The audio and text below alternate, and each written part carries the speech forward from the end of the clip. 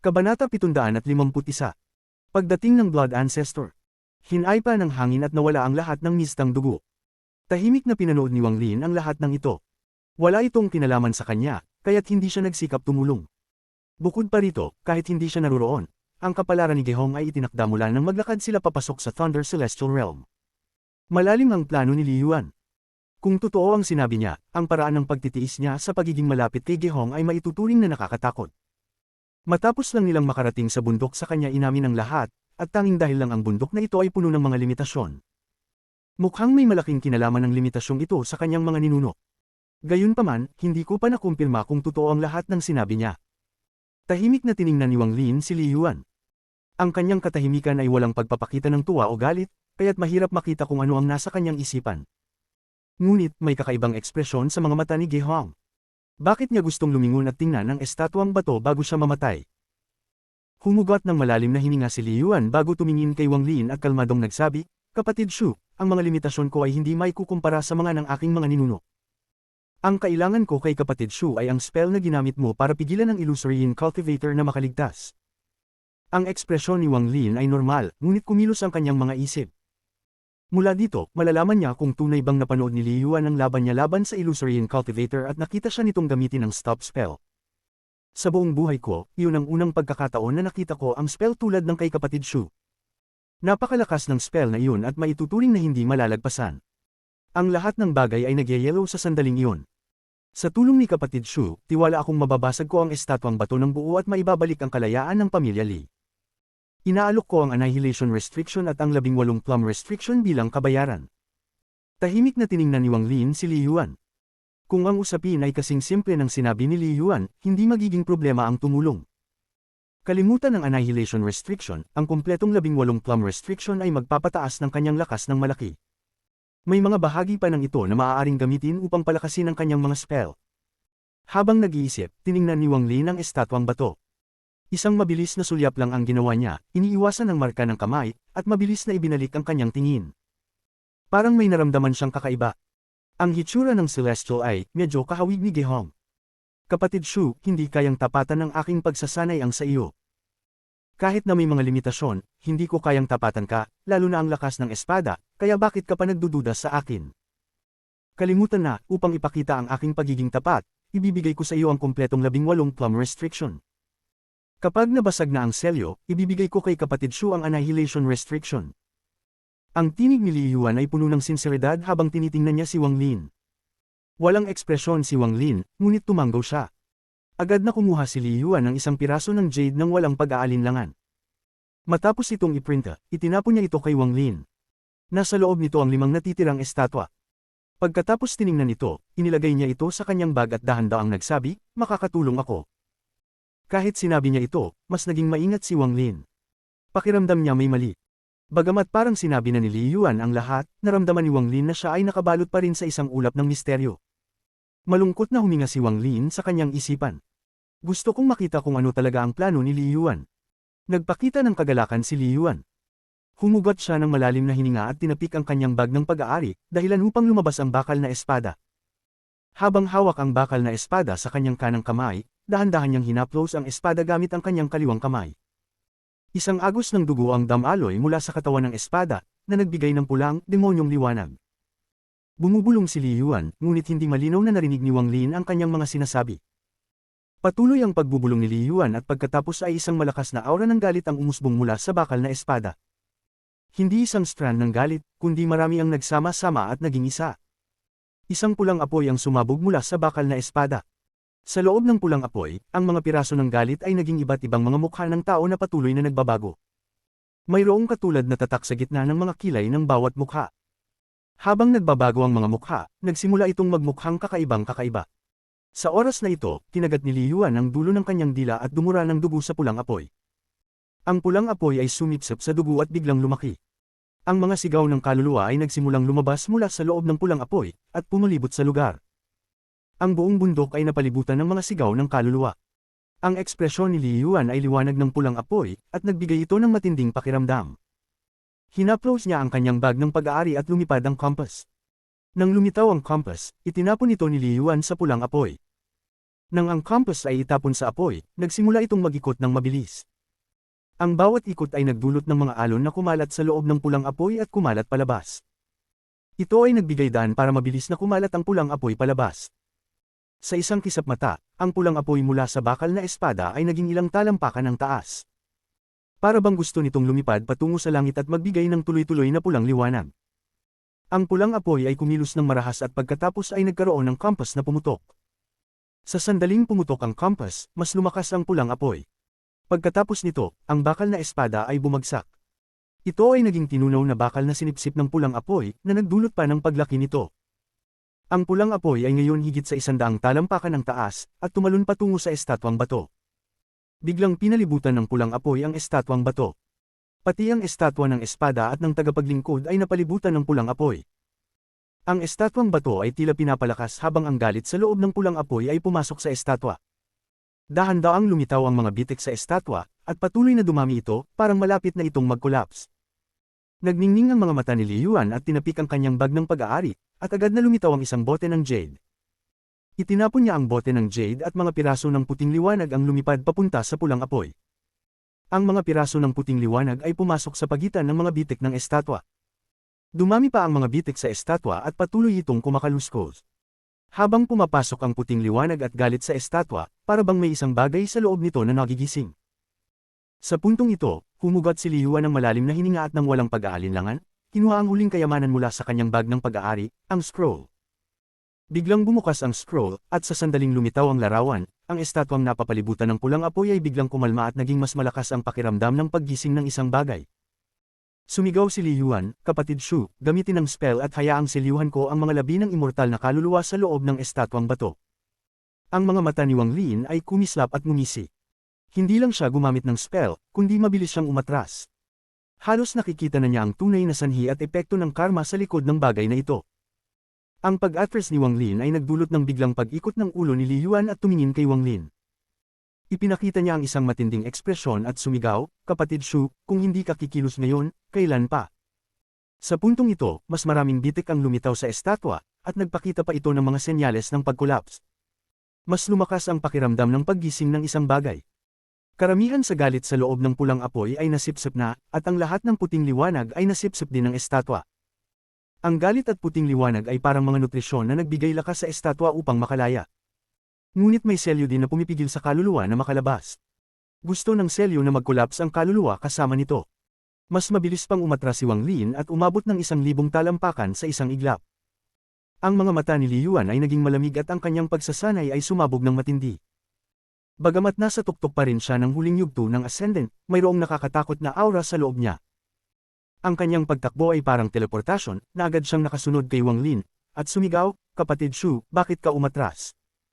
Maganda ang kwento ni Kapatid Li, ngunit natatakot akong ang iyong layunin ay hindi para sirain ang selyo ng pamilya Li kundi upang buhayin ang Celestial Statue. Habang umuurong si Wang Lin, kumilos ang anino sa likod niya at lumabas ang Celestial Guard, at nagbigay ng isang malakas na suntok kay Li Yuan. Isang malakas na tunog ang sumabog kasunod ng suntok, at ang momentum ay nakakagulat. Si Li Yuan ay ngumisi at nagpakita ng konting contempt. Gumawa siya ng isang seal gamit ang kanyang kamay at inihagis ito, na nagdulot ng isang itim na linya na lumitaw. Ang itim na linya ay lumaki at naging isang tatsulok. Nang malapit na ang suntok, kumislap ang tatsulok at lumitaw ito sa harap ng kamao ng Celestial Guard. Sa isang iglap, ang tatsulok ay mabilis na lumaki at tumama sa kamao ng Celestial Guard. Pagkatapos, kumalat ito sa kamao ng Celestial Guard na parang isang flexible na cable. Sa isang iglap, mabilis itong pumulupot at matibay na yamakap sa Celestial Guard. Sa puntong ito, ang Celestial Guard ay mahigpit na nakabalot ng tatsulok na naglalabas ng mga alon ng itim na liwanag. Kahit anong pag-aalsa ng Celestial Guard, hindi ito makakatakas. Isang mababang antas na Celestial Guard ang nangangahas na magmalaki sa aking harapan. Tumawa si Li Yuan ng malakas. Ngunit ang ekspresyon ni Wang Lin ay nanatiling neutral, at dahan-dahan siyang nagsabi, "Talaga nga, ikaw ay nagsinungaling kanina." Tumingin si Li Yuan kay Wang Lin at dahan daw ang nagsabi, "Hindi kita gustong salakayin. Ngayon, sumunod ka ng maayos at gamitin ang stop spell na nakuha mo mula sa Rain Celestial Realm. Kapag natapos ang bagay na ito, hindi ako magiging mademo sa iyong gantimpala." Si Wang Lin ay marahang ngumiti at umiling. "Inusenti mo pa ang iyong sarili at pinatay mo ang inapo ng iyong guro, paano kita pagkakatiwalaan?" Pagkatapos ng kanyang sinabi, mabilis siyang umatras at tumakas mula sa lugar. Nagningning ang mga mata ni Li Yuan. Tumakbo siya at dahan-dawang nagsabi, mukhang talagang minahal kita. Pero hindi mo ako kayang takasan. Habang nagsasalita si Li Yuan, inihagis ang kanyang kamay at isang limitasyon ang lumabas mula sa pagitan ng kanyang mga kilay. Ang mga ulap sa kalangitan ay biglang nagbukas, at mula sa malayo, ang espasyo ay magkasunod na nagbago at pagkatapos ay si Wang Lin ay muling lumitaw. Pagkapilit lumabas, si Wang Lin ay walang pakiramdam ng takot, na parang handa na niyang nakaplano ang lahat. Sa sandaling ito sa gitnang piraso ng Thunder Celestial Realm. Ang pirasong ito ay hindi malaki, kaya't ang kalupaan ay natural na mas maliit. Ang mga bakal na parang kidlat ay pumapalibot sa gilid ng pirasong ito. Mayroong isang malaking formation sa gitna ng pirasong ito, at 4 na matatandang tao ang nakaupo doon. Lahat ng mga matatandang ito ay may puting buhok, ngunit ang kanilang mga katawan ay nakakakuha ng malalaking halaga ng orihinal na enerhiya. Biglang kumidlat ang formation, ngunit hindi gumalaw ang mga matatandang tao. Ni hindi kumilos ang kanilang mga talukap ng mata. Pagkatapos ng isang sandali, isang anino ang lumitaw sa loob ng formation. Ang aninong ito ay naging pula, at sa kalaunan ay kumalat ang isang malakas na aura ng dugo sa paligid. Binuksan ng 4 na matatanda ang kanilang mga mata at ipinakita ang seryosong ekspresyon. Junior Wang Lin, dumating na ang matandang tao. Ang anino ay nag-condense at naging isang kalalakihang nakasuot ng pulang balabal na may pulang buhok at pulang kilay. Blood Ancestor. Kabanata 752. Karma. Tinutok ni Li Yuan si Wang Lin at nakaramdam ng pagdududa sa kanyang puso. Kung nauunawaan na ng taong ito ang buong sitwasyon, bakit siya ganoon kakumpiyansa? Mayroong isang kakaibang bagay tungkol dito. Matapos magbuga ng malamig na hinga, hindi na nag-aksaya ng oras si Li Yuan at humakbang. Bumuo ng seal ang kanyang kanang kamay. Sa isang iglap, biglang lumitaw ang isang restriction. Ang restriction na ito ay hindi mahulaan at biglang nahati sa 18 restriction. Ngunit ang mga restricsyong ito ay may mga senyales ng pagguho na parang napakahirap nilang hawakan. Gayunpaman, ang senyales ng pagkaguho ay lubhang nakatago at mahirap makita. Ang 18 ilusoryo na estatwa ay biglang naging pisikal dahil sa mga restriction sa paligid ni Li Yuan. Ang 18 estatwa ay sumabog patungo kay Wang Lin na parang 18 mga Diyos na celestial. Ang mga 18 celestial na estatwa ay nagbigay ng mga pagsabog ng liwanag mula sa restriction. Sa isang saglit, napapaligiran na si Wang Lin. Ito ang tunay na 18 plum restriction. Tingnan mong mabuti. Naging malamig ang mga mata ni Li Yuan at tinuro ang hangin gamit ang kanyang kanang kamay. Kalmado at walang pagmamadali si Wang Lin na nagsabi, upang patayin ang dugo ng iyong sariling guro, ang isang taong katulad mo ay walang kahihiyan at konsensya. Li Yuan, nang isinakripisyo mo ang dugo ng inapo ng iyong guro, hindi ba't naramdaman mo ang lungkot mula sa estatwa ng iyong guro? Nang magtangkang tumingin ka, maglakas loob ka bang tignan ang seal sa kanang kamay ng iyong guro? Huwag mong subukang sirain ang aking pananampalataya. Lahat ng ginagawa ko ay para muling buhayin ang aking Panginoon. Hindi ito mauunawaan ng isang batang katulad mo. Ang mga mata ni Li Yuan ay naging madilim. Nakumpirma na ni Wang Lin ang kanyang hinala. Si Gehong ay inapo ng celestial sa larawang ukit sa bato. Noong panahon na iyon, si Li Yuan's ninuno ay dumating kasama ang ninuno ng pamilya Ge. Sa isang hindi malamang dahilan, namatay ang ninuno ni Li Yuan at kinuha ng ninuno ng pamilya Ge ang mga yaman. Ngunit may isang bagay na hindi pa rin naiintindihan si Wang Lin. Gayunpaman, nang kilalanin ni Li Yuan ang Celestial Guard at pangalanan ng Stop Spell, biglang lumiwanag ang isip ni Wang Lin at naintindihan ng lahat. Huwag mong sabihin na hindi mo naaalala kung sino ka, hindi ka si Li Yuan. Ang boses ni Wang Lin ay puno ng misteryo. Habang nagsasalita, ang 18 celestial statues ay tumakbo patungo sa kanya. Bumangga si Wang Lin ng kanyang bag ng pag-iimbak at isang bato ng bundok ang lumitaw sa kanyang kamay. Agad itong lumaki hanggang sa maging kasing laki ng isang maliit na bundok at nagbigay ng isang sinaunang aura. Hinaplos ni Wang Lin ang bundok na nagdulot ng paglitaw ng kaluluwa ng bundok at pinalawak ito. Nakatayo si Wang Lin sa loob ng bilog, ang kanyang mga mata ay kumikislap ng maliwanag. Si Li Yuan ay isang inapo ng pamilya Li. Ipinagpalit niya ang kanyang buhay upang palayain ang kanyang pamilya mula sa slave imprint. Ngunit ikaw ay kabaligtaran. Hindi lamang ikaw hindi nagtatangkang palayain ang slave imprint, ginagamit mo ang kaluluwa ng lahat ng slave imprint bilang mga sakripisyo upang buhayin ang iyong guro. Ang susi sa lahat ng ito ay ang dugo ng inapo, upang gamitin ito bilang alay upang gisingin ang kaluluwang natutulog sa loob. Naririyan ka, ngunit hindi mo pa rin nakikita. Ang mga mata ni Wang Lin ay kumislap habang naglalakad siya at nagsalita ng may determinasyon sa kanyang boses. Nagningning ang mga mata ni Wang Lin at malamig na nagsalita, kaya't noong unang beses kang na-reincarnate, na kaya mong gawing sumunod ang pamilya Ge. Ngayon, pagkatapos ng maraming taon sa iyong pangalawang reincarnation, na kaya mo pa rin gawin iyon. Ito ay dahil pinapalakas ka ng sarili mong makatarungang kaisipan na kailangan mong buhayin ng iyong guro kahit na magdusa ang buong pamilya Ge. Magbibigay ka ng kasinungalingan, ngunit hindi mo ako malilinlang. Hanggat may kinalaman sa siklo ng reincarnation, wala akong hindi makikita. Tahimik na nag-isip si Li Yuan. Nang marinig niya ang mga salita ni Wang Lin, ang alon ng mga saloobin ay nagdulot ng isang uri ng pagtutol sa kanyang puso. Lumabas ang isang senyales ng pakikipaglaban sa mukha ni Li Yuan. Pumikit si Wang Lin. Inihanda niyang matagal na hinihintay na sandali. Sa sandaling iyon, ang kaluluwa ng bundok ay nag-condense ng isang bola ng usok at inihagis patungo sa estatwa ng bato. Kasabay nito, tinuro ni Wang Lin ang langit at sa isang pag-iisip, lumitaw ang anino ng isang panghampas. Lumitaw ang karma whip na may serye ng mga tunog na parang pagsabog. Nang lumitaw ito, kinuha ni Wang Lin ang panghampas, lumapit at walang awa nitong hinampas ang panghampas. Bang! Napakabilis ng panghampas na ito. Hindi ito tumama sa laman o kaluluwa ng pinagmulan kundi sa karmic na sanhi at epekto. Nang tumama ang panghampas kay Li Yuan, ang katawan nito ay nanginginig at agad na umatras. Pati ang laman na ito ay tinatanggihan ka. Dahil ang iyong kaluluwa ay hindi mula sa pamilya Li. Sumigaw si Wang Lin at naglabas ng misteryosong liwanag mula sa kanyang mga mata. Kumuha siya ng isang hakbang at tinuro si Li Yuan. Stop spell. Ang umatras na katawan ni Li Yuan ay biglang tumigil at pinaghampas pa siya ng karma whip. Isang malutong na tunog ng paghampas ang narinig, sanhi ng muling pagyanig ng katawan ni Li Yuan. Ang pakiramdam ng pakikipaglaban sa kanyang mukha ay naging matindi. Magpapatuloy na sana si Wang Lin, ngunit bigla siyang huminto dahil ang pakikipaglaban sa mukha ni Li Yuan ay biglang nawala ng walang bakas. Bigla ang pag-urong ng katawan ni Li Yuan at dumaan ng mabilis sa harap ng kaluluwa ng bundok. Lumitaw ang isang restriction sa kanyang kamay at pinindot ito sa kaluluwa ng bundok. Tumingin siya kay Wang Lin at dahan-dahang nagsabi, "Wala akong pagkakamali." Tulad ng tugon sa mga salita ni Li Yuan, ang pagkabasag ng estatwa ng bato ay lalong lumakas.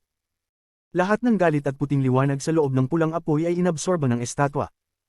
Pati ang pulang apoy ay nagsimulang mag-shrink, na parang ito ay unti-unting maa-absorb din ng estatwa. Papayagan kong makalaya ang espiritu ng aking guro at pumasok sa siklo ng reincarnation. Wala akong pagkakamali. Hindi mali. Kahit na mamatay ang lahat ng inapo ng guro, hindi ako mali. Ang boses ni Li Yuan ay naging mas kalmado. Habang tinitingnan si Wang Lin, iniangat niya ang kanyang kanang kamay mula sa pagitan ng kanyang mga kilay at isang itim na linya ang lumitaw mula sa kanyang kamay. Ang itim na linya na ito ay eksaktong kapareho ng linya na nag-trap sa Celestial Guard. Ngunit sa sandaling lumitaw ito, nagpapakita ng mga senyales ng pagkaguho, na parang hindi ito kumpleto. Napansin ito ni Wang Lin at nanatiling kalmado. Ang dalawang hampas ng panghampas ay nagbukas ng butas sa isipan ni Li Yuan. Ang taong ito ay talagang tulad ng inaasahan niya, tanging ang natirang kaluluwa na lamang ang nasa loob ng marka ng alipin. Bagamat hindi ko alam kung bakit ka nabigo sa iyong unang pag-reincarnate mga 10,000 taon na ang nakaraan, malinaw na hindi ka rin sigurado ngayon. Kung hindi, bakit mo ako pinansin sa kalagitnaan ng iyong paglalakbay? Ang hindi mo interesado ay ang aking stop spell, kundi ito. Sa kanang kamay ni Wang Lin, kumikislap ang karma whip na tila nawawala at muling lumilitaw. Nagbigay ng misteryosong liwanag ang mga mata ni Li Yuan habang tinitingnan ang karma whip sa kamay ni Wang Lin at dahan-dahang nagsalita, "Matalino ka, oo, ang nais ko ay ang panghampas na naglalaman ng kapangyarihan ng siklo ng reincarnation at ang karma domain. Kung wala ito, ako'y may 70% na tiwala, ngunit kung mayroon ito, may 70% na tiwala ako." Kasunod nito, itinuro ng kanyang kanang kamay si Wang Lin. Ang itim na linya ay kumonekta sa magkabilang dulo at naging isang bilog na tumulak diretso kay Wang Lin. Mabilis na umatras si Wang Lin, ngunit hindi siya nagpanik. Ang karamihan sa kanyang mga naunang galaw ay lahat upang tiyakin ang kanyang huling hinala. Nang makumpirma niya ang huling hinala, naging 100% siyang tiwala na makakalabas sa lugar na ito. Sa wakas, nakumpirma niya ang kanyang hinala nang marinig ang sagot ni Li Yuan tungkol sa karma whip. Habang papalapit ang itim na linya, mabilis na umatras si Wang Lin. Dahil nabigo ka noong unang reincarnation mo mga 10,000 taon na ang nakalipas, hindi ka pa rin magtatagumpay sa iyong ikalawang reincarnation. Lahat ng ito ay dahil ang iyong sariling master ay hindi nais. Tumahimik ka. Ito ang unang pagkakataon na ang emosyon ni Li Yuan ay nagalaw ng ganito kalakas, at ang kanyang mga mata ay punong-puno ng puot. Dumaan siya at tinuga ang kanyang kanang kamay, kaya't 3 itim na linya ang lumitaw sa kanyang palad. Ang 3 linya ay naging 3 espada na tumulak kay Wang Lin. Tumawa si Wang Lin at isang sinag ng puting liwanag ang lumabas mula sa kanyang bibig. Ang liwanag ay naging isang screen na naglalaman ng mountain and river screen, ipinapakita ang kanyang kadakilaan.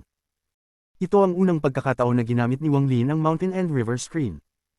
Kahit na nakita ni Li Yuan ang kanyang laban-laban sa Illusory Yin Cultivator, imposible para sa kanya na malaman na mayroon siya nito. Sa sandaling lumitaw ang mountain and river screen, lumitaw ang mountain and river painting sa paligid ni Wang Lin. Ang kasalukuyang Wang Lin ay parang isang tao sa loob ng painting. Ang itim na mga linya ay agad na pumasok sa mountain and river screen at naging mga tuldok sa painting na dahan-daang lumalapit kay Wang Lin. 10,000 taon na ang nakalipas, dumating ka rin dito kasama ang tatlong mga yaman tulad ngayon at dumating ka rin kasama ang isang miyembro ng pamilya Ge. Ang dahilan kung bakit hindi ka nagtagumpay noon ay dahil pati ang iyong master ay hindi handang magising gamit ang ganitong paraan. Bilang isang alipin ng iyong master, hindi ba't mali ka? Ang boses ni Wang Lin ay dumating mula sa bundok at ilog. Ang kanyang boses ay may kasamang lakas ng kidlat at umalingaw sa buong mundo. Ang boses na ito ay sobrang lakas na ang mga umuugong na mga salita ay umabot sa mga tenga ni Li Yuan. Nanginginig ang katawan ni Li Yuan at muling lumitaw ang pakiramdam ng pag-aalangan sa kanyang mukha. Nagningning ang mga mata ni Wang Lin. Sa isang turo ng kanyang daliri, muling lumitaw ang Karma Whip at Hamampas patungo kay Li Yuan. Nagningning ang mga mata ni Wang Lin at sumigaw, tumingin ka sa estatwa ng iyong master. Ano ang nasa ilalim ng mga mata ng iyong master? Pumalo ang Karma Whip at tumama kay Li Yuan, dahilan upang magangat ang kanyang katawan. Gayunpaman, tila may isang hindi nakikitang puwersa na nagtulak sa kanya na tumingin pabalik sa estatwa ng kanyang master sa tuktok ng bundok. Kabanata 753. Walang sagot. Ang pulang apoy ay ganap na inabsorb ng estatwa nang lumingon si Li Yuan. Mas marami pang mga bitik ang lumitaw at mga sinag ng pulang liwanag ang sumabog mula sa mga bitik. Ang pulang liwanag ay nagdala ng amoy ng dugo. Ang amoy na ito ay mula kay Gihong. Ang mga pulang liwanag na ito ay tila naglalaman ng malakas na aura at kumalat patungo sa scroll. Gayunpaman, sa sandaling iyon, maraming mga bitik din ang lumitaw sa ilalim ng mga mata ng estatwa. Nang lumabas ang pulang liwanag mula sa mga bitik na iyon, may isang ilusyon. Parang ang celestial na estatwa ay umiiyak ng dalawang stream ng dugo. Mali ba ako, tinitigan ni Li Yuan ang bato na estatwa habang nagmumuni-muni siya, at ang kanyang mga mata ay puno ng kalituhan. Ang mga mata ni Wang Lin ay malamig. Hindi delikado si Li Yuan. Sa kanyang peak late stage ascendant na pagninilay, madali siyang mananalo. Ngunit may isang malakas na aura na nagmumula sa loob ng katawan ni Li Yuan, at ang pinagmulan nito ay ang slave imprint. Dahil sa aura na ito, palaging naglalabas ng misteryosong aura ang taong ito. Masyadong nag-iingat si Wang Lin sa kapangyarihang iyon. Una niyang napansin ito nang ipaliwanag ni Li Yuan ang lahat sa ilalim ng estatwa ng bato. Ang sandaling kumirot si Li Yuan at nabasa ng pawis ay may ibang kahulugan sa mata ni Wang Lin. Sa sandaling iyon, iniisip ni Wang Lin ang bagay na iyon. Hindi hanggang makita niya ang titig ni Gehong sa estatwa bago mamatay na nakaramdam siya ng parang kidlat na dumaan sa kanya at bigla siyang nagkaroon ng kaliwanagan. Ang pamilya Ge ay mga inapo ng Celestial. Tungkol sa pamilya Li, marahil sila ay talagang inosente. Lahat ay dahil ang kanilang mga ninuno ay matapang na pumasok sa lugar na ito at nakatanggap ng slave imprint na nagdulot ng pagbagsak ng buong pamilya. Ang mga henerasyon ng pamilya ay nag-ambag ng kanilang pagninilay at haba ng buhay upang dahan-daang mapagaling ang hindi matitinag na kaluluwa ng Celestial. Maaaring talagang nais ng pamilya Li na mag-aklas, ngunit malinaw na nabigo sila tuwing panahon. Hindi hanggang sa ninuno ng pamilya Li mula sa 10,000 taon ang nakaraan na nagkaroon sila ng pagkakataon. Ngunit ang slave imprint na nag-alaga sa kanyang master sa loob ng 10,000 taon ay nakapag-ipon ng sapat upang magising ang kaluluwa na nakatago dito. Ito ang dahilan kung bakit lumabas ang talentadong ninuno ng pamilya Li. Dahil dito, nang sinabi ng ninuno ng Li na inililigtas niya ang pamilya Li mula sa slave imprint, sa katunayan ay binubuhay niyang muli ang kanyang master. Talagang inisip ni Wang Lin na ang pagkabigo noong 10,000 taon na ang nakaraan ay dahil sa ilang problema sa pamilya Ge. Gayunpaman, hindi hanggang mag-isip siya kung bakit kailangang hanapin siya ni Li Yuan na dumating siya sa isang ibang conclusion. Malaki ang posibilidad na kumpleto ang paghahanda ni Li Yuan, at hindi niya maaaring planuhin na makikita siya bago pumasok sa Celestial Realm. Nang makita ni Wang Lin ang estatwa ng bato at naunawaan ang karma sa pagitan ng pamilya Li at Ge, bigla niyang naintindihan. Dahil nakita ni Li Yuan ang Karma Whip nang gamitin niya ito sa laban-laban sa Illusory Yin Cultivator. Ito ang dahilan kung bakit siya pinili ni Li Yuan. Ang Karma Whip ay may epekto sa karma.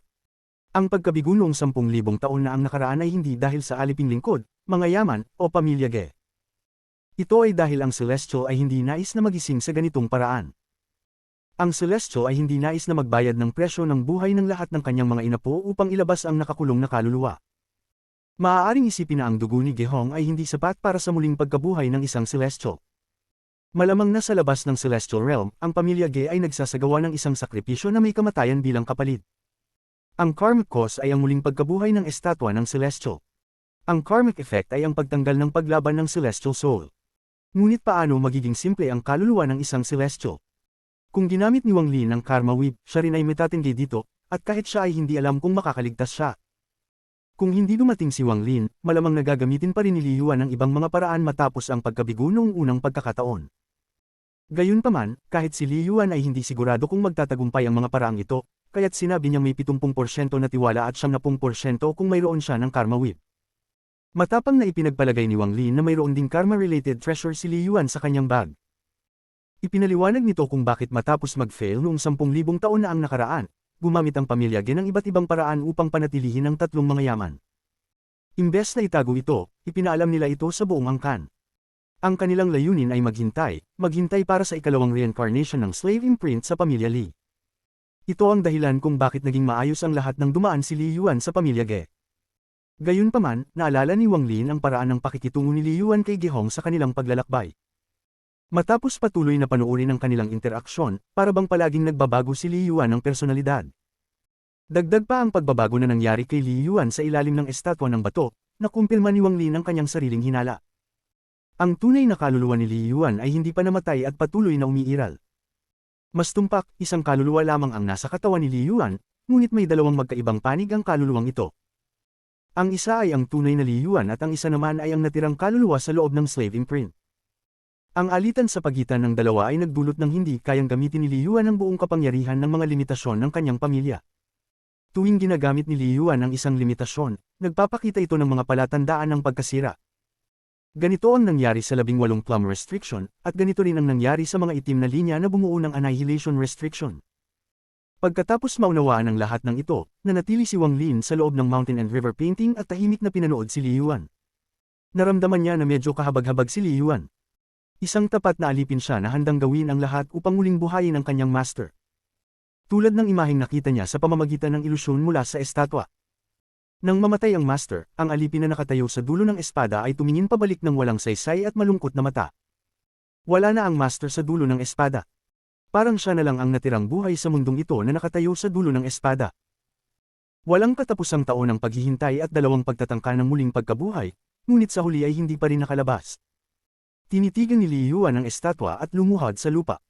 Master, mali ba talaga ako? Mas marami pang mga bitik ang lumitaw sa estatwa sa sandaling ito. Habang kumakalat ang mga bitik, naging mas matindi ang pulang liwanag. Ang pulang liwanag sa ilalim ng mga mata ng estatwa ay nagtipon na parang tunay na luha ng dugo. Bakit hindi ka nais magising? Gusto ko lang na hindi na maging walang laman ang dulo ng espada. Ang master ay palaging maaaring tumayo sa dulo ng espada at maaari akong tumayo sa dulo ng espada upang tulungan ka sa laban sa langit at lupa, bulong ni Li Yuan, at ang kanyang mga mata ay puno ng kalungkutan. Nakatayo si Wang Lin sa loob ng mountain and river painting at tahimik na pinanood ito. Wala siyang galit sa buhay at kamatayan kay Li Yuan. Bumitaw siya ng isang buntong hininga at inilipat ang karma weave. Dahil sa matinding paranoia siya ay nawalan ng landas. Pagkatapos ng unang kabiguan noong 10,000 taon na ang nakaraan, ang kanyang pananampalataya ay hindi matatag. Ngayon na nabigo siya sa pangalawang pagkakataon, bumagsak na ang kanyang pananampalataya. Mas marami pang mga bitik ang lumitaw sa estatwa. Pati na rin ang bato na espada na may alipin sa dulo ay natakpan ng mga bitik. Pula ang liwanag na lumabas mula sa mga bitik at tinina ang kalahating kalangitan. Naglabas ang bato ng mas maraming pulang liwanag hanggang dahan-daw ang kumalat palabas at inabsorb ng scroll. Sa simula, hindi marami ang inabsorb ng scroll na pulang liwanag. Ngunit habang patuloy na naglalabas ng mas maraming pulang liwanag ang estatwa, nagsimula ring mag-absorb ng mas mabilis ang scroll mula sa pulang liwanag ng estatwa. Sa huli, ang mga pulang liwanag ay parang nagkonekta at mabilis na inihila mula sa estatwa. Ang tanawin na ito ay nagdulot ng pagkasabik sa mga mata ni Li Yuan. Master, mas marami pang pulang liwanag ang lumitaw, ngunit wala ni isa man ang tumagas at lahat ito ay naabsorb ng scroll. Unti-unting lumabo ang pulang liwanag mula sa estatwa na parang ang lahat ng ito ay pinakawalan ng estatwa. Sa wakas, nang lumabas ang huling sinag ng pulang liwanag mula sa estatwa at pumasok sa scroll, ang buong estatwa ay nanginig. Para bang nawalan ito ng kaluluwa at hindi na nagtataglay ng anumang katalinuhan. Ngayon, ito ay mukhang napaka-ordinaryo. Ang scroll na sumipsip ng lahat ng pulang liwanag ay nagbigay ng maliwanag na liwanag. Isang apoy ang lumitaw sa kanto ng scroll at unti-unting lumaki. Sinimulan ng scroll na magliyab mula sa gilid. Hindi lang isang gilid, kundi lahat ng gilid ng scroll ay sabay-sabay na nagliyab. Ang berdeng usok ay lumabas mula sa nasusunog na scroll at hindi na nawawala. Habang tinitingnan ni Li Yuan ang tanawin, ang pagkasabik sa kanyang mga mata ay lalong lumakas. Ang mga mata ni Wang Lin ay kumunot at maingat na pinanood ito. Ang nasusunog na scroll ay dahan-dahang gumagalaw patungo sa sentro mula sa mga gilid. Ang celestial sa dulo ng espada ay parang nagkaroon ng kaluluwa sa sandaling ito at kumikislap sa loob ng nasusunog na scroll. Sa wakas, ang apoy ay sumaklaw sa buong scroll at mabilis na naging isang tambak ng alikabok na tinangay ng hangin. Ang berdeng usok na nabuo mula sa nasusunog na scroll ay hindi tinangay ng hangin kundi lumutang sa ere. Pagkatapos ay malabong umuukit ito ng hugis ng isang tao. Ang katawan ng taong ito ay labis na malabo at hindi matukoy ang hitsura, ngunit malinaw na nakita ni Wang Lin ang isang espada na binuo ng berdeng usok sa ilalim ng mga paa ng tao, at ang taong ito ay nakatayo sa dulo ng espada. May ilang usok na dahan-dahang umiikot malapit sa hawakan ng espada. Mahirap makita kung ito ba ay ang palawit ng espada o simpleng berdeng usok lamang. Ang taong nakatayo sa dulo ng espada ay umangat sa ere at dahan-dahang iniwagayway ang kanyang kamay, tinawag si Li Yuan. Si Li Yuan, na nakatayo sa lupa, ay agad na nayanig. Isang komplikadong simbolo ang lumitaw sa noo ni Li Yuan. Ito ay ang slave imprint. Habang kumikislap ang tatak, lumabas ang nalalabing kaluluwa mula sa slave imprint at lumipad patungo sa langit at tumama sa dulo ng espada. Ang berdeng usok ay sumabog pataas at nawala ng walang bakas. Lahat ng ito ay parang isang ilusyon. Ang tunay at hindi tunay ay tila hindi umiiral, at ang lahat ay parang isang panaginip. Ang ekspresyon ni Wang Lin ay medyo malito habang tinitingnan ang estatwang nawala ng kaluluwa. Pagkatapos, ang kanyang mga mata ay napunta sa selyo sa kanang kamay ng estatwa at siya'y pumasok sa isang trance. Pareho pa rin ang sinaunang Celestial Realm, pareho pa rin ang Celestial Sword na lumilipad sa langit, at pareho pa rin ang dalawang tao sa espada. Ngunit ang kaibahan ngayon ay ang tunog na nagmula sa Celestial bago siya mamatay. Patay na ako, ang aking kaluluwa ay naubos na. Ang estatwa ay bumagsak at nagkalat sa maraming piraso ng bato. Isa na lamang itong tambak ng mga labi. Pwedeng namatay nga ang Celestial noon at ang lahat ng ito ay isang nag-iisang panaginip na nabuo ng nalalabing kaluluwa ng alipin, o baka ito talaga ang hula ni Wang Lin noon. May mga tanong na hindi makakakuha si Wang Lin ng kasiya siyang sagot. Walang sagot gaya ng wala ring paraan para malaman kung ang berdeng usok ay totoo o peke. Inisip ni Wang Lin na alam na niya ang lahat, ngunit nang makita niya ang berdeng usok, parang ang lahat ay peke. Marahil ang nalalabing kaluluwa ng alipin lamang ang totoo, ang tanging nakakaalam ng lahat ng sagot. Mula sa araw na iyon, may isang espada ng berdeng usok na idinagdag sa Thunder Celestial Realm. May isang anyo na nakatayo sa dulo nito na parang magtatagal magpakailanman. Saan ito, isang mahina na tinig ang lumabas mula sa bibig ni Li Yuan habang nakahiga siya sa lupa. Tinitingnan niya ang paligid hanggang sa ang kanyang mga mata ay mapadako kay Wang Lin. Kabanata 754. Sinaunang God Leather Armor. Maraming celestial caves ang nakakalat sa mga pira-pirasong bahagi ng Thunder Celestial Realm kasama ang mga yaman ng kanilang mga dating may-ari. Ang mga lugar na ito ay puno rin ng hindi mabilang na mga restriction.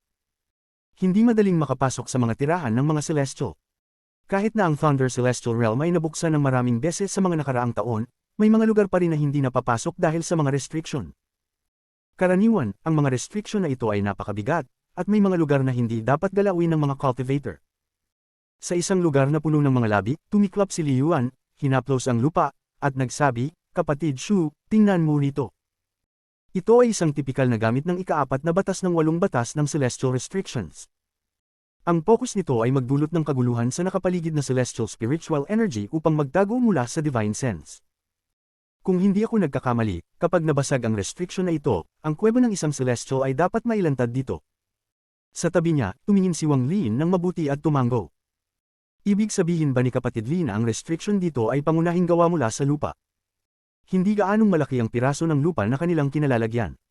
Kapag tiningnan mula sa malayo, ang lupa ay itim at ang langit ay madilim. Walang kulog dito, ngunit maririnig ang mga muffled na tunog ng kulog. Wala ni isang tao sa loob ng mga 10,000 kilometro mula sa dalawa. Ang dalawang anyo ay mukhang medyo malungkot sa lugar na ito. Tumango si Li Yuan at ngumiti. Ipinagpapasalamat ko ang pagkaunawa ni kapatid Shu sa mga restriction. Sa nakaraang buwan, karamihan ng mga pagkakataon na nagsalita ako, nahanap mo agad ang mga susi. Kumuha si Li Yuan ng isang dakot ng lupa at inilagay ito sa kanyang bag ng holding. Pagkatapos ay nagsabi siya, dapat din kunin ni kapatid Lee ang ilan sa lupa ng restriction na ito. Kapag lumabas tayo sa Thunder Celestial Realm, maaaring magbago ang lupa pagkatapos makalabas sa Celestial Realm. Kung totoo man ito, kapag bumalik tayo sa Lee family, magiging magandang material ito para sa paggawa ng Restriction Compass. Maraming salamat, kapatid Lee. Bahagyang ngumiti si Wang Lin habang yumuko at kumuha ng isang dakot ng lupa. Labong apatan si Li Yuan ng tapat at nagsabi, dapat ako ang magpasalamat sa iyo. Kung hindi dahil sa iyo, matagal na akong patay, at huwag na nating pag-usapan ang paglaya mo sa akin mula sa slave imprint. Nagkamalay siya 1 buwan na ang nakalipas. Pagkatapos ng ilang sandali ng kalituhan, dahan-daang lumitaw ang kanyang mga alaala sa kanyang isipan. Lalo na ang mga iba't ibang ginawa niyang pagkilos habang siya ay nasa ilalim ng kontrol ng slave imprint na mahirap kalmiin. Matapos maunawaan ng lahat, labis ang kanyang pasasalamat kay Wang Lin. Ibinahagi niya ang kanyang pag-aaral ng mga restriction ng walang pag-aalinlangan kay Wang Lin bilang pagpapahayag ng pasasalamat. Kapag bumalik tayo sa Lee family, dadalhin ko si kapatid Shu sa templo ng mga ninuno. Pagdating doon, makakapagbigay galang ako sa mga ninuno at ituturo ko sa iyo ang annihilation restriction bilang kabayaran sa ating utang. Habang tinitingnan ni Li Yuan si Wang Lin, ang mga mata nito ay malinaw. Tumapak si Wang Lin ng ilang hakbang pabalik at nagyuko kay Li Yuan. Bagamat hindi nagsalita si Wang Lin, ang mga mata nito ay nagpakita ng kabigatan ng lahat. Ang annihilation restriction ay isa sa 4 na dakilang restriction, at sa nakaraang buwan, ipinaliwanag ni Li Yuan ang marami tungkol dito. Ang restriction na ito ay katulad ng isang spell, at kahit hindi ito isang celestial spell, maituturing itong katumbas ng isa. Upang matutunan ang restriction na ito, kinakailangan itong pag-aralan sa isang lugar ng pamamana. Sa mundong ito, ang Lee family lamang ang natirang lugar. Sa kasamaang palad, hindi kumpleto ang restriction dito. Siguradong nabasag ito ng isang tao ilang taon na ang nakalipas, ngunit ang paraan ng kanilang pagbabasag dito ay napakabraso. Tinitingnan ni Li Yuan ang lupa at nag-isip sandali.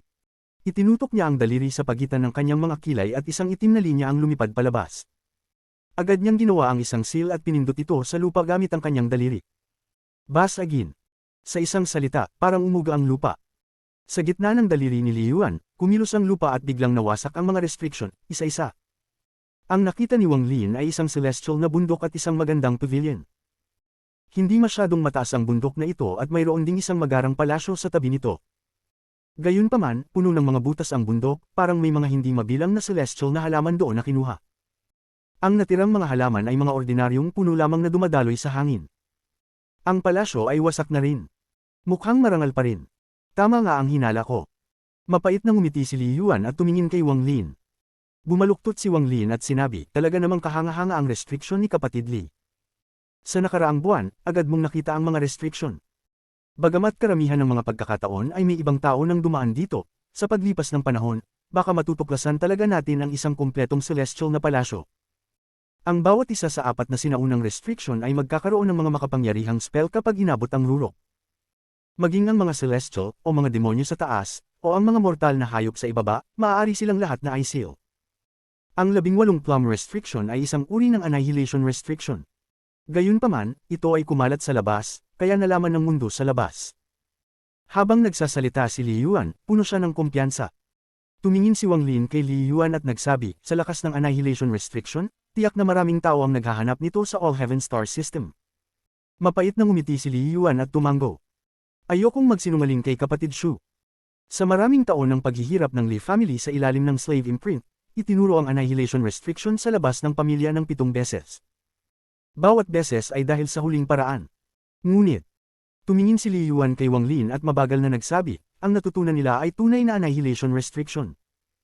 Hindi itinago ng Lee family sa kanila at pinayagan pa silang magbasa dito sa templo ng pamamana.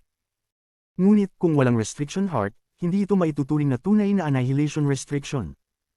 Ang restriction heart ay isang bagay na tanging ang pinuno ng bawat henerasyon lamang ang makakapamana. Pagkatapos natin lumabas sa Thunder Celestial Realm, pupunta ako sa Ancestral Temple at permanenteng ibibigay sa iyo ang kalahati ng restriction heart. Tahimik si Wang Lin ng ilang sandali at pagkatapos ay muling nagyuko kay Li Yuan. Mabilis na ipinagwagayway ni Li Yuan ang kanyang kamay. Bago siya magsalita, bigla siyang napatingin at tumitig sa palasyo sa bundok. Kapatid Shu, tingnan mo doon.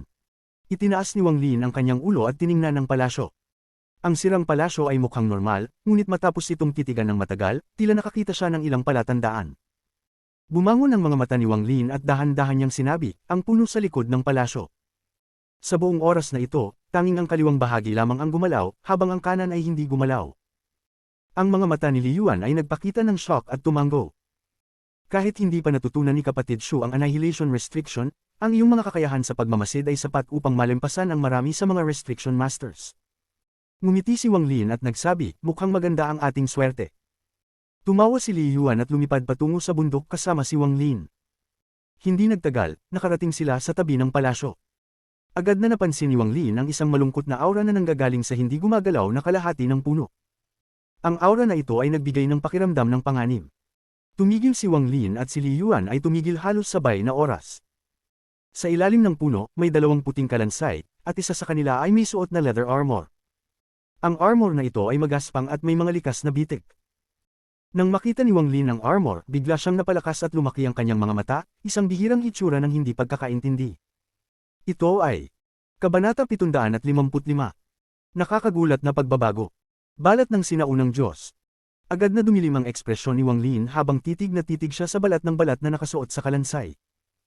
Hindi niya matukoy kung anong pakiramdam iyon, ngunit noong makita niya ang armor, nakaramdam siya ng lungkot. Maingat niyang tiningnan muli. Tila nga itong armor na gawa sa balat ng sinaunang Diyos. Bagamat hindi niya alam kung ilang bituin ang Diyos na ito, nang tingnan niya ang balat na armor, naisip niya ang kanyang orihinal na katawan. Baka may alam si Brother Shu tungkol dito. Bulong ni Li Yuan. Umuo si Wang Lin at kalmadong sinabi, hindi ko alam, pero mukhang katulad ito ng isang bagay na pag-aari ng isang kaibigan. Hindi na nagtanong si Li Yuan, ngunit tumingin siya sa puno na katabi ng kalansay at nagsimulang mag-isip. Maya-maya, bumuo siya ng isang selyo gamit ang kanyang mga kamay at tinuro ang puno. Agad na lumabas ang 18 plum restriction at tinamaan ang puno. Isa-isa, dama po ang mga plum restriction at nagsimulang magbago ang espasyo sa paligid ng puno. Naglabasan ng mga alon at kahit ang kalansay sa ilalim ng puno ay nagsimulang magbago. Sa wakas, isang tunog na parang basag na salamin ang umalangaw at lahat ng nasa harapan nila ay biglang bumagsak. Naubos ang puno at pati ang kalansay. Ang natira lamang sa harap nila Li Yuan at Wang Lin ay isang transfer array na kumikislap ng malambot na liwanag. Tumingin si Li Yuan sa transfer array at sinabi, ito ang ikatlong batas ng 8 batas ng Celestial Restrictions. Ang pangunahing layunin nito ay mga ilusyon. Ang kalansay na nakita natin ay hindi talaga nakaiga sa ilalim ng puno. Ang paggamit ng kalansay bilang pain upang mangakit ng mga tao at pagkatapos ay patayin sila gamit ang restriction na ito. Hindi ko kayang hulaan kung ilang tao na ang namatay sa mga nakaraang taon. Tumango si Wang Lin. Nakita rin niya ito. Kung ang kalansay na iyon ay totoo, imposibleng manatili itong buo ng ganito katagal. Ito ay isang slaughter restriction. Mukhang ang balat ng armor na iyon ay isang napakaakit na celestial treasure. Malamig ang mga mata ni Li Yuan. Nag-isip ng kaunti si Wang Lin at dahan-dahang sinabi, hindi ko lang alam kung ang restriction na ito ay iniwan ng mga celestials o isang patibong na itinaguyod ng ibang tao na dumaan dito. Tahimik ding nag-isip si Li Yuan. Iniisip din niya ang tanong na ito. Pagkatapos ay dahan-dahan niyang sinabi, basta't sa kahit anong paraan, maaari kong tiyakin na ito ang unang pagkakataon na nabasag ang restriction na ito. Matapos ang matagal kong pagmamasid dito, walang bakas na may nag-ayos dito. Ang tagal na rin ang pagkakaroon ng restriction na ito. Nakatuon ang mga mata ni Wang Lin at dahan-dahan niyang sinabi, baka may mga pagbabago ang nangyari sa restriction sa mga nakaraang taon. Kaya't nagkaroon ng kaunting liwanag na tumagos at ipinakita sa atin ang loob ng restriction. Nag-isip si Li Yuan at tumango. May katotohanan ang sinabi ni Brother Shu. May 70% na posibilidad na tama ang sinabi ni Brother Shu. Siyempre, may posibilidad din na ito ay sinadyang itinakda ng isang tao upang pumatay at magnakaw ng mga kayamanan. Ang dalawa ay parehong matatalinong tao na may pambihirang pag-iisip. Kailangan lang nilang mag-usap ng kaunti upang makuha ang kasagutan na malapit sa katotohanan. Sa mga sandaling ito, nagsimulang magpakita ng hindi matatag na mga senyales ang transfer array na lumabas pagkatapos mabasag ang restriction. Parang matagal na itong itinago sa dilim, at nang ito'y lumabas, nagsimula itong magkakontrahan sa celestial spiritual energy sa paligid. Dumami ang mga maliliit na vortex sa gilid ng transfer array. Ito ay isang senyales ng pagkasira. May ilang ilusyon na lumitaw mula sa mga vortex. Bagamat pira-piraso ng mga imahe, makikita ang mga guho ng sinaunang mga gusali. Napansin ito agad ni Wang Lin at Li Yuan, at pareho nilang pinigilan ang kanilang mga mata. Tumawa si Li Yuan. Mukhang tama ang hinuhan ni Brother Shu. Bakit hindi tayo magtulungan at silipin ito? Nang papasok na si Wang Lin sa pagsasalita, isang malakas na divine sense ang kumalat. Ang Divine Sense na ito ay sobrang lakas. Parang may kasamang spell ang Divine Sense mismo. Habang kumakalat ito, ang mga ulap sa langit ay parang nagbukas at hindi na nang ahas na mag-provoke, kaya hinayaan itong mag-scan ng Divine Sense sa pirasong ito ng walang hadlang. Nagbago ang ekspresyon ni Li Yuan. Sa sandaling dumaan ng Divine Sense, ramdam niyang nahirapan siyang huminga. Parang ang Divine Sense ay may katawan at pinipress siya sa katawan na parang bundok. Nagdulot din ito ng kaguluhan sa celestial spiritual energy sa kanyang katawan at pinilit siyang umubo ng dugo. Ang Divine Sense ay unang dumaan, ngunit agad itong bumalik at tinutok ang lokasyong ito. Lalong nagulat si Wang Lin. Ang Divine Sense na ito ay nagbigay sa kanya ng pamilyar na pakiramdam. Ngunit sa sandaling ito, agad siyang kumilos ng walang pag-aalinlangan at tumakbo patungo sa transfer array. Ang mukha ni Li Yuan ay naging mapatla at halos mawalan siya ng malay habang sumusunod sa likuran ni Wang Lin. Ang dalawa ay hindi malayo mula sa transfer array. Sa mga sandaling ito, mabilis silang gumalaw at lumapit pa sa array. Ngunit biglang naging ligaw ang Divine Sense at ang lugar na nasa loob ng 1,000 talampakan ay naging pula. Puno ng pulang usok ang lumabas at naging parang mga multo. Nagsimula silang maglabas ng matinding pag-ungol at tumakbo patungo kay Wang Lin. Restriction. Sigaw ni Wang Lin habang hinawakan si Li Yuan at tumakbo patungo sa transfer array. Ang talino ni Li Yuan ay hindi mas mababa sa kay Wang Lin, kaya agad niyang naintindihan ang gusto ni Wang Lin. Kung pareho silang umatake, babagal sila. Sa panahong ito ng krisis, ang pagtutok ni Wang Lin sa bilis habang si Li Yuan ay tumutok sa pag-atake ay ang pinakamainam na desisyon. Habang hinahayaan si Wang Lin na hilahin siya, mabilis na gumalaw ang kamay ni Li Yuan at nagsimulang magpakita ng mga restrictions. Sa sandaling lumabas ang mga restrictions, kumilos sila at nahati sa 18. Isang malaking halaga ng restrictions ang dumating sa isang iglap. Ang daming restrictions ay huminto sa mga multo na galing sa pulang usok. Hindi na lumingon si Wang Lin habang hinihila si Li Yuan papunta sa gilid ng transfer array. Isang hakbang na lang siya mula sa pagpasok sa transfer array. Sa mga sandaling iyon, isang malamig na hilik ang dumating mula sa Divine Sense. Pagkatapos, isang malamig na boses ang umalingaw sa paligid. Blood space, condense. Sa sandaling lumabas ang tatlong salitang ito, isang lakas ang agad na nagsimulang magpiga sa lugar na ito na may 1,000 talampakan.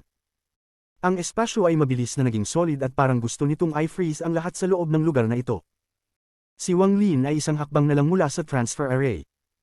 Ngunit nang itaas niya ang kanyang paa upang maglakad, para bang may buong bundok na nakakabit sa kanyang likod at bumangon ang kanyang hakbang. Pati ang kanyang katawan ay nakaramdam ng hindi mabilang na malakas na mga hiyas na parang gustong pigilin siya. Hindi lang si Wang Lin, kundi pati si Li Yuan ay nararamdaman din ito. Ang lakas na ito ay sobrang lakas. Ito ay katulad ng kapangyarihan ng kalangitan. Para bang may isang hindi nakikitang kamay na bumagsak mula sa langit at hinawakan ang lugar na ito na may 1,000 talampakan. Ang 5 daliri nito ay dahan-daang sumara para parang pinipilit nitong durugan ang lugar na ito. Ang mukha ni Wang Lin ay naging mapatla at ang malamig na pawis ay tumulong mula sa kanyang noo. Hindi niya na kayang itaas ang kanyang kamay upang maglabas ng magical treasure. Bahagya niyang nakita ang isang pulang liwanag na dumadating mula sa malayong kalawakan. Isang pulang figure ang mabilis na nagkakaroon sa loob ng pulang liwanag. May nararamdaman siyang galit mula sa loob ng pulang liwanag. Ang galit na ito ay nagmula sa pagitan ng 2 star systems. Ang killing intent ay hindi kayang sukatin. Kabanata 756. Bitag. Sa sandaling ito ng krisis ng buhay at kamatayan, binuksan ni Wang Lin ang kanyang pangatlong mata ng walang pag-aalinlangan. Sa sandaling iyon, isang fan-shaped na pulang liwanag ang kumalat at nakaya niyang baligtarin ang kanyang ulo. Ang pulang liwanag ay hindi kumislap patungo sa kalawakan kundi patungo kay Li Yuan. Ang lakas na humahawak kay Li Yuan ay agad na kumawala nang ang pulang liwanag ay tumama sa kanya. Mapatla ang kanyang mukha, ngunit mabilis niyang itinaas ang kanyang kanang kamay at pinraise ang pagitan ng kanyang mga kilay ng walang pag-aalinlangan. Isang itim na linya na kasing laki ng braso ng sanggol ang lumabas mula sa pagitan ng kanyang mga kilay. Mabilis itong naging isang simbolo sa harap niya at sumigaw si Li Yuan, Annihilation Restriction Heart. Sa isang iglap, ang restriction ay kumislap ng mabilis at pinalawak ito ng parang baliw. Sa sandaling lumapit ang pulang anino, ito ay gumuho. Boom! Isang malakas na tunog ang kumalat at nagdulot ng isang malakas na shockwave, dahilan upang maging hindi matatag ang lakas na humahawak sa lugar. Ang restriction ay hindi nawasak, kundi nagkawatak-watik sa libu-libong mas maliliit na itim na linya na bumuo ng iba't ibang kakaibang pattern na mabilis na kumalat. Ang mga restriction na ito ay may kakaibang koneksyon sa isa't isa, at habang lumalawak sila, lalong naging mapatla si Li Yuan. Malinaw na ang paggamit ng tunay na annihilation restriction ay isang malaking pasanin sa kanyang katawan.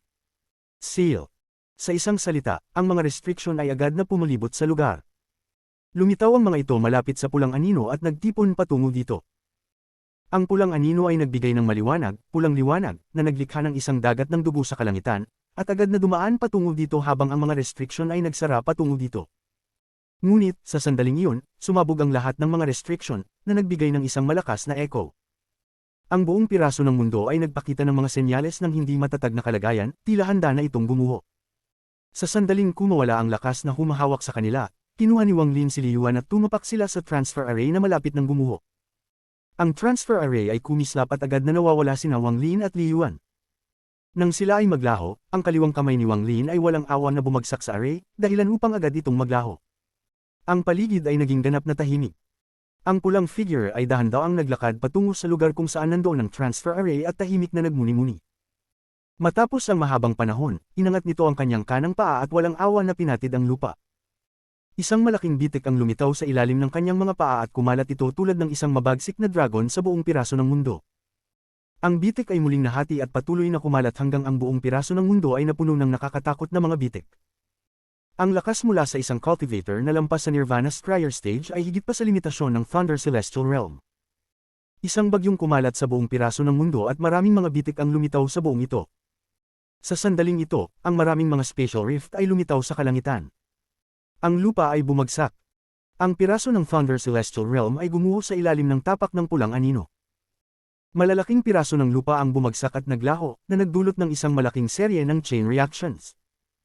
Ang mas marami pang mga spatial cracks na patuloy na sumisipsip ng lahat ay lumitaw sa kalangitan. Ang lupa ay patuloy na nahulog patungo sa kalawakan. Ang ilan ay nilamon ng mga spatial rifts at naglaho ng walang bakas. Pagkalipas ng kalahating oras, ang kalangitan ay hindi na kalangitan at ang lupa ay naging wala. Ang isa sa mga natirang piraso sa Thunder Celestial Realm ay nawala ng buhay magpakailanman. Ang dramatikong pagbabago na ito ay ikinagulat ng ilang mga cultivator mula sa All Heaven Star System na naruroon. Lahat sila ay nagtakbuhan upang makalabas sa pirasong ito. Ang takot sa kamatayan ay nagpatanggol ng kanilang pag-iisip. Ngunit, hindi marami sa kanila ang nakatakas sa pagbagsak ng isang piraso. Ang pagbagsak ng piraso ay nagdulot ng isang vortex na parang nais lamunin ng lahat.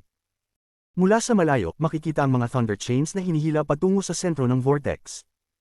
Ang mga kadena ay hinayla hanggang sa maging diretso.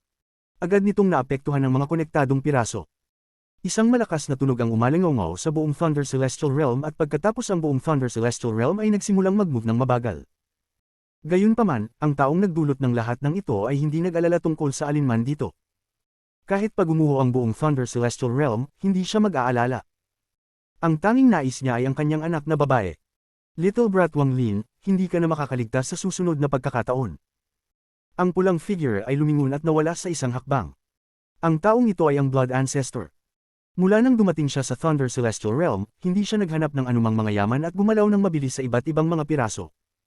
Bawat pagkakataon na siya ay dumating sa isang piraso, tinitingnan niya ito gamit ang kanyang divine sense at pagkatapos ay umaalis. Ang kalangitan ay madilim at paminsang may mga flash ng liwanag ng restriction mula sa kalangitan. Tumingin mula sa lupa, ang kalangitan ay hindi mataas, at kasama ng dilim, ito ay nagbigay ng isang malakas na pakiramdam ng pang-api. Sa lupa, may maraming maliliit na burol na may matarik na lambak. Ang paligid ay tahimik na tahimik. Paminsan-minsan, lumilitaw ang mga spatial cracks sa kalangitan at naglalabas ng malamig na hangin na umaatungal. Ito ang tanging tunog na naririnig dito. May isang altar na may taas na 100 talampakan na nakatayo doon, na may maraming hagdang-hagdang patungo sa tuktok. Ang altar ay sira at may maraming bitik, kabilang na ang ilang bitik na umaabot sa tuktok. Sa sandaling iyon, isang kislap ng liwanag ang lumitaw sa platform sa tuktok ng altar at dalawang figure ang lumitaw. Lumabas si Wang Lin na may napakadilim na ekspresyon. Ang kanyang pakiramdam ay apektado pa rin ng mga nangyari bago. Ang mga nangyari noon ay nagpamulat sa kanya kung gaano kalapit ang kamatayan. Kung hindi dahil sa spell ng kanyang pangatlong mata, malamang ay naging masama ang kalagayan. Gayun din, kung wala ang annihilation restriction ni Liyuan, kahit na may transfer array na nasa harap niya, hindi pa rin siya makakaligtas. Blood Ancestor, nakakunot ang noo ni Wang Lin. Sa sandaling iyon, lumabas din si Liyuan mula sa transfer array. Dumudugo ang kanyang bibig nang siya ay lumabas. Agad siyang umupo at nagsimula ng mag-ensayo. Habang nag-iisip si Wang Lin, naupo siya at ipinagtanggol si Liyuan. Kasabay nito, ipinakalat ni Wang Lin ang kanyang divine sense at sinuri ang paligid. Hindi nagtagal, binawi ni Wang Lin ang kanyang divine sense at ang kanyang ekspresyon ay naging mas malungkot. Ang mga spatial rift sa kalangitan ay kayang lumunin ng divine sense. Kapag ipinakalat ang divine sense, maaari din itong makaakit ng mga spatial rifts. Kahit ganito, kahit papaano, ligtas tayo dito. Tahimik na tumingin si Wang Lin sa malalayong lambak at nagsimulang mag-isip. Pumunta ang Blood Ancestor sa All Heaven Star System. Nang dumating siya, hindi man lang niya ako binigyan ng pagkakataong magsalita at agad niyang pinilit akong dakpin. Tila handa siyang suriin ang aking kaluluwa upang malaman kung nasaan si Yao Zizo. Hinawakan ni Wang Lin ang kanyang bag ng mga kagamitan. Kung ibibigay ko si Yao Zizo, maghahanap pa kaya sa akin ng Blood Ancestor? Nag-isip si Wang Lin sandali at lumabas ang Celestial Guard upang magbantay kay Li Yuan. Pagkatapos, ipinagpag niya ang kanyang kamay at isang restriction ball ang lumabas. Laki ito hanggang maging kasing laki ng isang tao at nagbukas tulad ng lotus. Pagbukas ng restriction ball, nakita si Yao Zizo na nakaupo sa lotus position. Ang kanyang mahabang buhok ay tumatakip sa kanyang mga balikat. Ang 100 taon ng pagkakapiit ay nagdulot sa kanya ng kalungkutan. Sa sandaling iyon, kumilos ang kanyang mga pilikmata at binuksan ang kanyang mga mata. Nang makita si Wang Lin, ang kanyang mga mata ay nagpakita ng pagkalito sa isang saglit, ngunit agad itong pinalitan ng kaliwanagan. Wala siyang pagpapakita ng saya o galit habang tahimik na tinitingnan si Wang Lin. Pagkatapos ng mahabang panahon, isang ngiti ng pangungutya ang lumitaw sa kanyang mga labi at sinabi, "Nararamdaman ko ang natirang dugo ng spell ng aking ama, nararamdaman ko rin ang iyong takot." Tahimik na tinitigan ni Wang Lin si Yao Zizo. "Nais mo bang palayain ako? O nais mong magmakaawa sa akin upang hilingin sa aking ama na hindi ka patayin?" "Wang Lin, tama ba ako?" Lalong lumakas ang pangungutya sa bibig ni Yao Zizo. "Nais ko sanang palayain ang buhay mo dahil hindi ko nais na mamatay ka ng ganun-ganun na lang." Ang kalmadong ekspresyon ni Yao Zizo ay nawala at pinalitan ng malalim na galit. Nagkunot ang noo ni Wang Lin at sinabi, "Ibig mong sabihin, kung papayagan kita o hindi na makaalis, pareho lang ang magiging kapalaran ko." Tinitigan ni Yao Zizo si Wang Lin at malamig na sinabi, "Hindi mo ako kayang patayin dahil ang pagpatay sa akin ay katumbas ng pagpapalaya sa akin. Kung isasara mo ako sa isang lugar, kakaharapin mo ang walang katapusang paghahabol ng aking ama. Isang araw, mahahanap ako ng aking ama at makakaalis ako." Habang tinitingnan ni Wang Lin si Yao Zizo, ang kanyang mga mata ay naging malamig. Mabilis niyang nilikha ang ilang mga restriction na damapo sa katawan ni Yao Zizo. Ang restriction ball ay muling lumiit at naging isang bola ng liwanag at itago ito ni Wang Lin sa kanyang bag. Tumayo siya at tinitigan ng malayo, nag-isip. "Papalayain kita. O hindi papalayain. Hindi yun nakasalalay sa akin, kundi sa Blood Ancestor." Ang mga mata ni Wang Lin ay naging matalim. Pagkatapos, sa isang pag-iisip, inalis niya ang mga restriction sa paligid at tinitigan si Li Yuan. Pagkaraan ng ilang sandali, dahan-dahang binuksan ni Li Yuan ang kanyang mga mata at huminga ng malalim na hangin. Dahan-dahan niyang binuksan ang kanyang mga mata, ipinakita ang takot, at nagtanong, "Brother Shu, sino ang taong iyon?" Nagsay si Wang Lin. Pagkatapos mag-address ng ilang hakbang, nagdasal siya ng kamay kay Li Yuan at sinabi, "Binuburden ko si Brother Li sa bagay na ito." Ang taong iyon ay tinatawag na Blood Ancestor. Ang kanyang cultivation ay hindi masukat at mayroon akong ilang alitan sa kanya. Kapag tayo ay umalis, mas mabuti kung ikaw ang mauuna para hindi ka na madamay pa. Ngumiti nang may pag-aatubili si Li Yuan at sinabi, "Brother Shu, ang cultivation ng taong iyon ay hindi isang ordinaryong ikalawang hakbang na cultivation. Ang aking annihilation restriction ay nasa ika-4 na level lamang, ngunit kahit ginamit ko ito kasama ng restriction heart, nakatakas pa rin siya. Nangangamba ako na ang cultivation ng taong ito ay mas mataas pa kaysa sa Nirvana Shatterer stage. Malamang siya ay nasa Nirvana Cleanser stage. Sa ganitong cultivation, siya ay kabilang sa pinakamataas na uri ng nilalang sa All Heaven Star System." "Paano mo siya ninis?" "Hay! Kung ang aking annihilation restriction ay umabot sa ika-7 level, baka na lamang nasil ko siya." Kalmado si Wang Lin habang mabagal na nagsalita, "Brother Li, hanapin muna natin ang exit. Maaari tayong mag-usap kapag nakalabas na tayo." Nagsay si Li Yuan. Pagkatapos mag-isip ng ilang sandali, sinabi niya, "Bagamat mataas ang cultivation ng taong iyon, kung hindi natin siya iistorbahin, hindi naman ibig sabihin na wala tayong paraan upang iwasan siya. Kalimutan mo na, sundin na lang natin ang sinabi mo at maghanap ng exit." Pagkatapos niyang magsalita, tumayo siya at tiningnan ang paligid. Dahan-dahang sinabi ni Wang Lin habang tinitingnan ang lambak sa malayo, "Hindi mo kayang palawakin ang iyong divine sense, dahil may mga spatial cracks na kayang lamunin ito." Nagliwanag ang mga mata ni Li Yuan. Tumalon siya mula sa altar at kumuha ng isang dakot na lupa. Pagkatapos tiningnan ito ng mabuti, tumuloy siya at tumalon sa isang puno. Matapos pumutol ng sanga, inilagay ito sa kanyang bibig at ang kakaibang liwanag sa kanyang mga mata ay lalong naging malakas. Brother Shu, maaari bang hiramin ang iyong puppet? Dahan-daang lumipad si Li Yuan pataas at agad na nagpakita ng mga spatial cracks sa hangin na parang nais siyang lumunin. Nagningning ang mga mata ni Wang Lin. Nang makita ang mga kilos ni Li Yuan, naramdaman niyang may natuklasan itong bago. Sa isang pag-iisip, agad na tumalon ang Celestial Guard sa tabi ni Li Yuan. Kung magkakaroon ng crack, agad na sisigaw ang Celestial Guard at sisira sa void upang mag-create ng vortex upang mailabas ang crack. Bagamat hindi maganda ang epekto, mayroon pa rin itong silbi. Habang patuloy na umaakyat si Li Yuan, dumami pa ang mga spatial cracks. Ang Celestial Guard ay parang isang ginto na buhawi na pumapaligid kay Li Yuan at patuloy na gumagawa ng mga tunog ng rumble. Habang umaakyat si Li Yuan sa himpapawid, tiningnan niya ang malayo. Ang kanyang mga mata ay puno ng pagkabigla at may halong hindi paniniwala. Sa sandaling iyon, isang crack na ilang beses na mas malaki kaysa sa karaniwan ang lumitaw sa ilalim niya. Ang biglaang paglitaw ng crack ay nagbigay ng isang malakas na suction force na parabang nais niyang lamunin si Li Yuan. Nagbago ang ekspresyon ni Li Yuan at mas marami pang mga cracks ang lumitaw sa kanyang paligid. Dahil sa dami ng mga cracks, hindi sapat ang bilis ng Celestial Guard. Bigla silang nahulog sa isang krisis. Humakbang si Wang Lin at tinapik ang kanyang bag ng mga kagamitan, na nagdulot ng Mountain and River screen. Ang Mountain and River painting ay tinakpan ang kalangitan at agad na nilamon ang karamihan sa mga spatial cracks. Gamit ang pagkakataong ito, tumakbo si Wang Lin at hinayla pabalik si Li Yuan. Sa sandaling ang crack sa ilalim ni Li Yuan ay nagpakita ng layuning lamunin sila, agad silang bumalik sa lupa. Ang painting sa kalangitan ay mukhang punit na may maraming maliliit na butas at tila nasira. Ang ekspresyon ni Wang Lin ay seryoso habang ini-wave ang kanyang kanang kamay at ang painting sa kalangitan ay nawala. Ang screen ay bumalik sa kanyang kamay at inilagay ito sa loob ng kanyang bag. Brother Shu, alam mo ba kung anong lugar ito? Nagpakita ng excitement sa mukha ni Li Yuan at ang kanyang mga mata ay puno pa rin ng hindi paniniwala. Malalim na huminga siya at masiglang sinabi, Brother Shu, bihira ang mga Celestials na gumamit ng mga bags of holding. Karaniwan, sila ay nagbubukas ng kanilang sariling mga espasyo. Kapag ang mga Celestials ay namatay, hindi naman bumagsak ang mga espasyong ito, ngunit mahirap na muling buksan ang mga ito. Nagulat si Wang Lin at agad nagbago ang kanyang ekspresyon. Nagtanong siya, ibig bang sabihin ni Brother Li na ang lugar natin ngayon ay nasa loob ng isang celestial storage space? Tumawa si Li Yuan. Ang kanyang mga mata ay puno ng excitement at tumango. Oo, tiyak na ang lugar na ito ay medyo matanda at naging hindi matatag ang espasyo kaya nagkaroon ng mga cracks. Kung hindi sana tayo nakapasok dito. Ang lupa dito ay dinala mula sa labas. Hindi rin kabilang ang bundok at puno dito. Lahat ng ito ay dinala mula sa labas. Nagningning ang mga mata ni Wang Lin at mabagal na sinabi, Brother Li, kung bumagsak ang lugar na ito, lahat ba ng nasa loob nito ay madudurog kasama nito? Nagulat si Li Yuan at tumango. Oo, ang lugar na ito ay hindi katulad ng mga piraso sa labas. Kapag bumagsak ang lugar na ito, isang malakas na puwersa ang magdudulot ng pagbagsak ng lahat ng nasa loob nito, na mag-iiwan ng wala.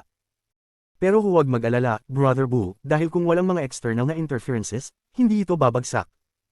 Maliban kung, maaari ba? Maaari mo bang? Habang nagsasalita si Li Yuan, bigla niyang naisip at huminga ng malalim. Ang mga mata ni Wang Lin ay naging malamig at mabanggit niyang dahan-dahan, kung ganoon, marahil. Maaari akong mag-set up ng isang bitag para labanan ng Blood Ancestor. Kabanata 757. Mga buto ng hayop. Ipinakita ni Li Yuan ang paghanga sa kanyang mga mata, at labis siyang nagulat sa matapang na ideya ni Wang Lin. Pagkatapos ng lahat, ang pagkakaiba sa antas ng kanilang pagkatao ay labis na malaki. Kung ibang tao ito, pati na si Li Yuan mismo, ang unang naiisip nila ay tumakas. Kahit na nangangahulugang tumakas sa dulo ng mundo o magtago sa mga liblib na lugar sa loob ng daan-daang taon o libu-libong taon. Hanggat makakaiwas sila sa malakas na cultivator, sulit na. Hindi niya iisipin kung paano lalaban, dahil ang agwat ay parang langit at lupa. Sa pananaw ni Li Yuan, ang pananaw ni Wang Lin ay halos kagalakan ngunit sa parehong oras ay mapanlikha. Kung ito ay maayos na mapaplano, maaaring magtagumpay nga ito. Habang iniisip ito, kumabog ang puso ni Li Yuan. Ang pagkabighani ng pagkakataong patumbahin ng isang cultivator na nasa Nirvana Cleanser stage ay nagpasidhi sa kanyang dugo at nagpabilis sa tibok ng kanyang puso. Brother Shu, tayo, parang nagtatangka tayong patumbahin ng isang Diyos. Tulad ng sinabi ni Li Yuan, ito ay halos katulad ng pagtatangka na patumbahin ng isang Diyos. Bagamat maaaring hindi pantay ang Blood Ancestor sa isang Celestial General, siya ay isang malakas na nilalang sa Celestial Realm bago ito wasakin. Walang mga cultivator sa mas mababang antas na magtatangkang lumaban sa kanya. Hinaplos ni Wang Lin ang kanyang labi at sinabi, kailangan ko pa ng tulong ni Brother Lee sa bagay na ito. Pagkatapos ng lahat, tiyak kong gagantimpalaan si Brother Lee. Nag-isip si Li Yuan ng saglit. Ang kasiyahan mula sa bago lang ay nagpagaang sa kanyang lalamunan. Ngayon, tinitigan niya si Wang Lin at sinabi, hindi mo na kailangang pasalamatan ako, Brother Shu. Hindi lang ako ang iniligtas mo kundi pati na rin ang mga salinlahi ng pamilya Lee. Hindi ba't patumbahin ng isang Diyos? Paano ko hindi tutulungan ng ganitong kapana-panabik na bagay? Ang mga mata ni Wang Lin ay naging malamig at mabangis habang mahinahong nagsalita, ang Blood Ancestor ay hindi ganun kadali patumbahin, kaya kailangan ng maingat na pagpaplano ito. Bago tayo kumilos, maaari munang umalis si Brother Lee.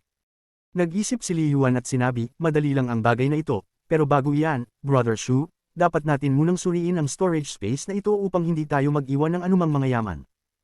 Maglalagay rin ako ng ilang mga restriction sa mga key points upang magdulot ng pagbagsak. Nagngitian ang dalawa. Hindi na nila pinatagal ang usapan at nagpatuloy sa paglakad. Hindi lang sa kalangitan nagaganap ang mga spatial cracks.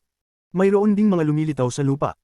Ngunit dahil sa pagiging maingat ng dalawa, nakaligtas sila at patuloy na naglakbay patungo sa lambak sa unahan. Ang lambak ay may mga bundok at maraming puno na tumutubo sa kanila. Habang sila'y naglalakad, huminto si Wang Lin, tinitigan ang bundok, at nag-isip. Ipinatong niya ang kanang kamay sa bundok at mabilis na pinakalat ang kanyang divine sense. Nang lumipad si Li Yuan pataas sa kalangitan kanina, nakita niya ang 2 bundok at 3 lambak. Ngayon si Wang Lin ay nakatingin sa bundok, at naramdaman niya ang isang aura na katulad ng Celestial Mountain sa loob ng kanyang bag. May ideya sa isip, binawi ni Wang Lin ang kanyang kanang kamay.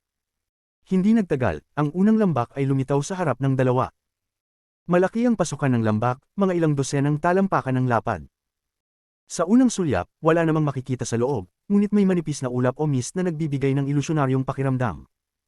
Sa pasukan ng lambak, huminto sina Wang Lin at Li Yuan upang maingat na obserbahan ang lambak.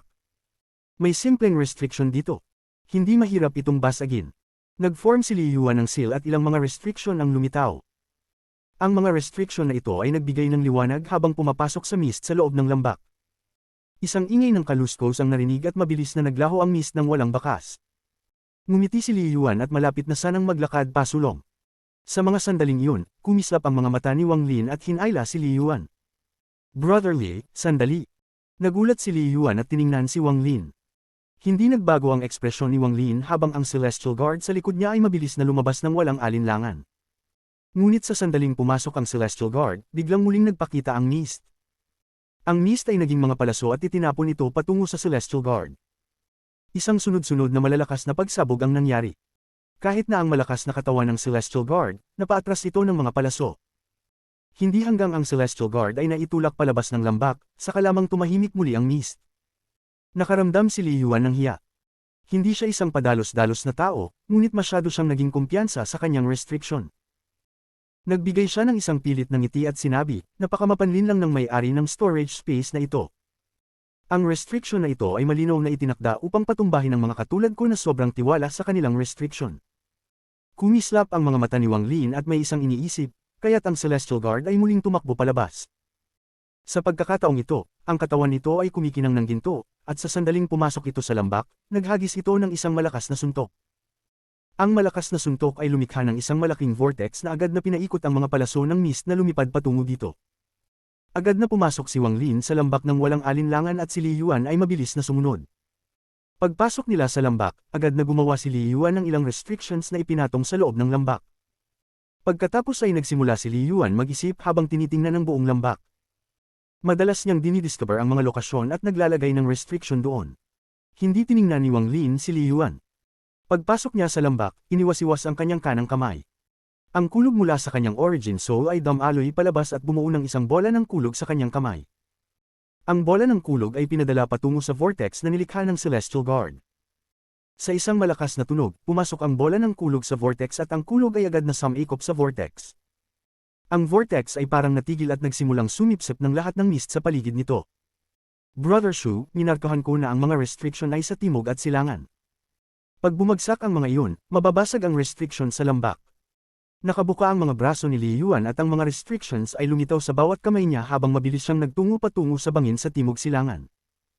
Sa isang pag-iisip, inutusan ni Wang Lin ang Celestial Guard na tumakbo patungong timog sa kinaroroonan ng restriction ay ayon kay Li Yuan. Bago pa maglagay ng restriction si Li Yuan, dama po na ang malakas na suntok ng Celestial Guard sa bangin. Kasabay nito, nagtipon ng kulog sa kanang kamay ni Wang Lin at ipinadala iyon patungo sa restriction ay na minarkahan ni Li Yuan sa silangan. Ang kulog ay eksaktong tumama sa restriction ay bago pa maglagay ng restriction si Li Yuan. Dalawang malalakas na pagsabog ang umalingaw at ang mga restriction na inilagay ni Li Yuan ay sabay-sabay na sumabog. Isang malakas na ipu-ipu ang lumitaw sa loob ng lambak at tinangay ang lahat ng mist.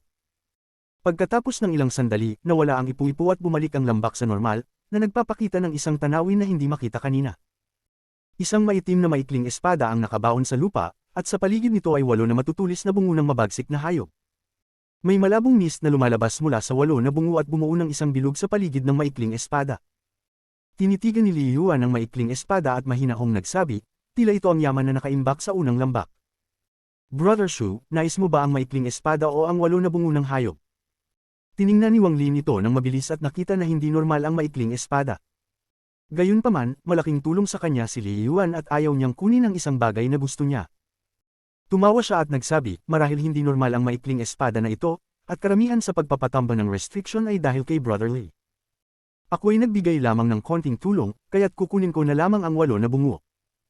Kasunod nito, iniwasiwas ni Wang Lin ang kanyang manggas at agad na lumipad ang 8 na bungo sa kanyang mga kamay.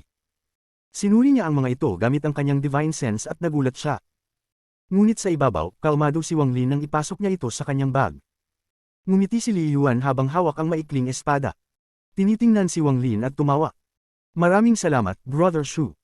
Hindi pa nakalalakad ng malayo mula sa unang lambak, nakita nila ang pasukan ng pangalawang lambak. Mas maliit ang pasukan kaysa sa pasukan ng unang lambak. Habang papalapit sila sa pangalawang lambak, mas madalas lumitaw ang mga cracks, kaya't kailangan nilang mag-ingat habang naglalakbay. Gayunpaman, nang nasa 5 kilometro sila mula sa pangalawang lambak, walang daan na natira. Sobrang dami ng mga cracks sa 5 kilometro na iyon. Bigla itong lumitaw sa kalsada at nilok ang lahat ng mga daanan, kaya't imposibleng makatawid. Nakakunot ang noo ni Li Yuan. Kung mga restriction ito, kaya niyang basagin, ngunit hindi mga restriction ito. Matapos mag-isip ng kaunti, sinabi ni Li Yuan, Brother Shu, mukhang magiging magulo ito, hindi tayo makakapag-teleport sa loob ng storage space. Tumingin si Wang Lin sa pasukan ng lambak sa malayo at mabangis na nagsabi, Brother Lee, maghintay ka dito sandali. May paraan akong makapasok dito. Huminga ng malalim si Wang Lin at naupo sa lotus position. Mabilis niyang ipinagdikit ang dalawang daliri sa ilang mga lokasyon sa kanyang katawan. Tuwing magtuturo siya sa isang lugar, ang kanyang mukha ay nagiging medyo pula. Sa huli, nang ituro ni Wang Lin ang 9 na beses, ang kanyang mukha ay naging kumukulo sa pula. Dahan-dahan siyang tumayo at huminga. Agad na nawala ang pulang kulay sa kanyang mukha. Sa sandaling iyon, pinatama niya ang kanyang bag at lumitaw ang mountain and river screen. Agad na lumawak ang painting ng higit sa 10,000 talampakan at lahat ng mga cracks ay nawala na parang tinahi. Sa sandaling lumitaw ang mountain and river painting, mabilis na hinawakan ng Celestial Guard si Wang Lin at walang awang itinulak siya pasulong. Ang itinulak na iyon ay gumamit ng halos lahat ng lakas ng Celestial Guard, kaya't umabot si Wang Lin sa isang nakakagulat na bilis. Sa isang kisap mata, umabot siya ng higit sa 2.5 kilometro. Gayunpaman, sobra ang dami ng mga cracks. Pagdating ng mountain and river painting, nagsimulang magka-rupture ang painting. Ang mga butas ay parang malalaking bibig na naislunukan si Wang Lin. Nakayanan ni Wang Lin na makarating hanggang dito gamit ang tulong ng Celestial Guard. Bago mawala ang lakas nito, nagpakawala siya ng isang blood glow at ang spell na itinagong nakaimbak sa katawan niya ay pumutok, dahilan upang siya'y lumipad sa isang hindi kapani-paniwalang bilis. Ang kanyang katawan ay kumisap ng blood red at ang kanyang bilis ay bumilis pa. Nang mag-flash muli siya, naging mas mabilis siya. Sa isang kisap mata, kumisap siya ng blood red 9 na beses at ang kanyang bilis ay kasing bilis ng teleportation. Ang escape spell na ginamit ang blood light ay ang pinakamabilis na spell na natutunan niya mula sa matandang lalaki mula sa Demon Spirit Land. Gayunpaman, hindi ito magagamit maliban kung ang kanyang cultivation ay nasa peak ng late stage ng Ascendant, kung hindi, mag-e-explosion ang kanyang katawan. Sa isang kisap mata, ang anyo ni Wang Lin ay lumitaw sa pasukan ng pangalawang lambak. Ang kanyang mukha ay mapatla at muntik ng matambak. Ipinagpag ang kanyang kanang kamay at bumalik ang mountain and river screen sa kanyang mga kamay. Paglingon, nakita niya ang figure ni Li Yuan na 5 kilometro ang layo. Kabanata 758. Mga labi ng mga Celestial. Tinutok ni Wang Lin ang mata sa pasukan ng ikalawang lambak, at mula sa kinaroroonan niya, mukhang walang laman ito. Lumakad siya ng ilang hakbang pasulong at maingat na tiningnan ng paligid. Pagkatapos, nagtakda siya ng isang seal gamit ang kanang kamay at isang paghihigpit ang lumabas. Ang paghihigpit na ito ay nahati sa 14 na bahagi sa hangin at pumutok papasok sa lambak. Kumislap ang mga mata ni Wang Lin habang pinapanood niyang pumasok ang mga paghihigpit at tahimik na nawala na parang kinain. Walang alon na naramdaman. Pinagmatsyag ni Wang Lin ang paligid. Matapos mag-alinlangan ng ilang sandali, ang mga mata niya ay napuno ng determinasyon. Muling nagtakda ng paghihigpit ang kanyang kanang kamay. Ngunit ngayon, tumagal siya ng mas mahabang panahon at bumuo ng 12-dosenang paghihigpit. Nang ito ay pumutok, bawat isa ay nahati sa 14. Ang mga paghihigpit ay naging anyo ng mga plum blossoms at lumipad patungo sa pasukan. Kaagad na sinundan ni Wang Lin ang mga ito, at sa sandaling pumasok ang mga paghihigpit sa lambak, bumukas ang kanyang pangatlong mata. Sa isang kisap ng pulang liwanag, nakita ni Wang Lin ang isang hindi nakikitang ilaw na screen sa pasukan. Sa sandaling tinamaan ng plum blossoms ang ilaw na screen, isang anino ng demonyo ang lumitaw at agad na nilamon ang mga ito. Sa tulong ng pangatlong mata, malinaw na nakita ni Wang Lin ang ilaw na screen at ang anino ng demonyo, na binuo ng halos transparent na mga piraso ng liwanag. Ang mga mata ni Wang Lin ay kumislap at kaagad na umatras. Sa isang kaisipan, ang mga plum blossoms ay umatras kasama niya. Tila nagdalawang isip ang anino ng demonyo bago hinabol ang mga paghihigpit. Sa puntong ito, ang ilaw na screen sa pasukan ay naging manipis at ang anino ng demonyo ay hamaba. Nakaramdam si Wang Lin ng sakit mula sa pagitan ng kanyang mga kilay. Ito ang senyales na umabot na sa limitasyon ang pangatlong mata. Nagmadali siyang sumulong ng walang pag-aalinlangan. Mabilis siyang gumalaw at dumaan sa anino ng demonyo sa isang iglap, dumating agad sa harap ng nauurong ilaw na screen. Sa sandaling tinamaan ng ilaw na screen, itinuro ni Wang Lin ang kanyang daliri at inilipat ang enerhiya ng espada ni Ling Tianhao sa kanyang daliri. Hindi niya ito pinakawalan kundi itinago sa loob ng kanyang daliri at pinindot ang ilaw na screen. Ang ilaw na screen ay yumanig at pagkatapos ay kumalat na nagbukas ng isang agwat. Kaagad na tumakbo si Wang Lin nang walang pag-aalinlangan. Lahat ng ito ay nangyari sa isang maikling panahon. Ang hindi nakikitang anino ng demonyo ay umatras at nagbigay ng isang tahimik na paghiyaw. Pagkatapos, lahat ng mga piraso ng liwanag ay nagtipon sa katawan nito at humabol kay Wang Lin. Nagdulot ng pangangaligkig ang anino ng demonyo habang ang malamig na hangin na parang mula sa kailaliman ng impyerno ay sumabog patungo sa kanya. Hindi na kayang panatilihin ng pangatlong mata at automatikong nagsara ito. Ngayon na pumasok na siya sa lambak, ang eksena ay ganap na iba kumpara sa nakita niya mula sa labas. Ang lupa ng lambak ay kulay kayumanggi at ang walang katapusang mga kalansay ay nakakalat sa buong lupa. Nasa lahat ng dako, hindi bababa sa 10,000. May mga kakaibang insekto na sumisipsip sa loob ng ilang kalansay. Parang kinakain nila ang mga buto, at naririnig ang tunog ng pagningiyaw habang ginagawa nila ito. May 8 maikling espada na nakasaksak sa lupa sa gitna ng lambak. Ang hitsura at aura ng mga maikling espada ay pareho ng nauna. Malinaw na mula ito sa parehong set. Sa gitna ng 8 maikling espada ay may isang malaking bungo ng hayop. May 4 na matalim na pangil na tumuturo at nagbigay ng nakakatakot na aura. Walang pag-aalinlangan na tumakbo si Wang Lin patungo sa lambak at kinuha ang bungo ng hayop. Sa puntong iyon, agad na naglabas ang 8 maikling espada ng enerhiya ng espada at tinamaan si Wang Lin. Sa harap ni Wang Lin ay ang mga sinag ng enerhiya ng espada at sa likod niya ay ang anino ng demonyo. Sa oras ng krisis, hindi nagpanik si Wang Lin at nanatiling kalmado ang mga mata niya. Habang papalapit ang enerhiya ng espada, itinutok ng kanyang daliri. Itigil na spell.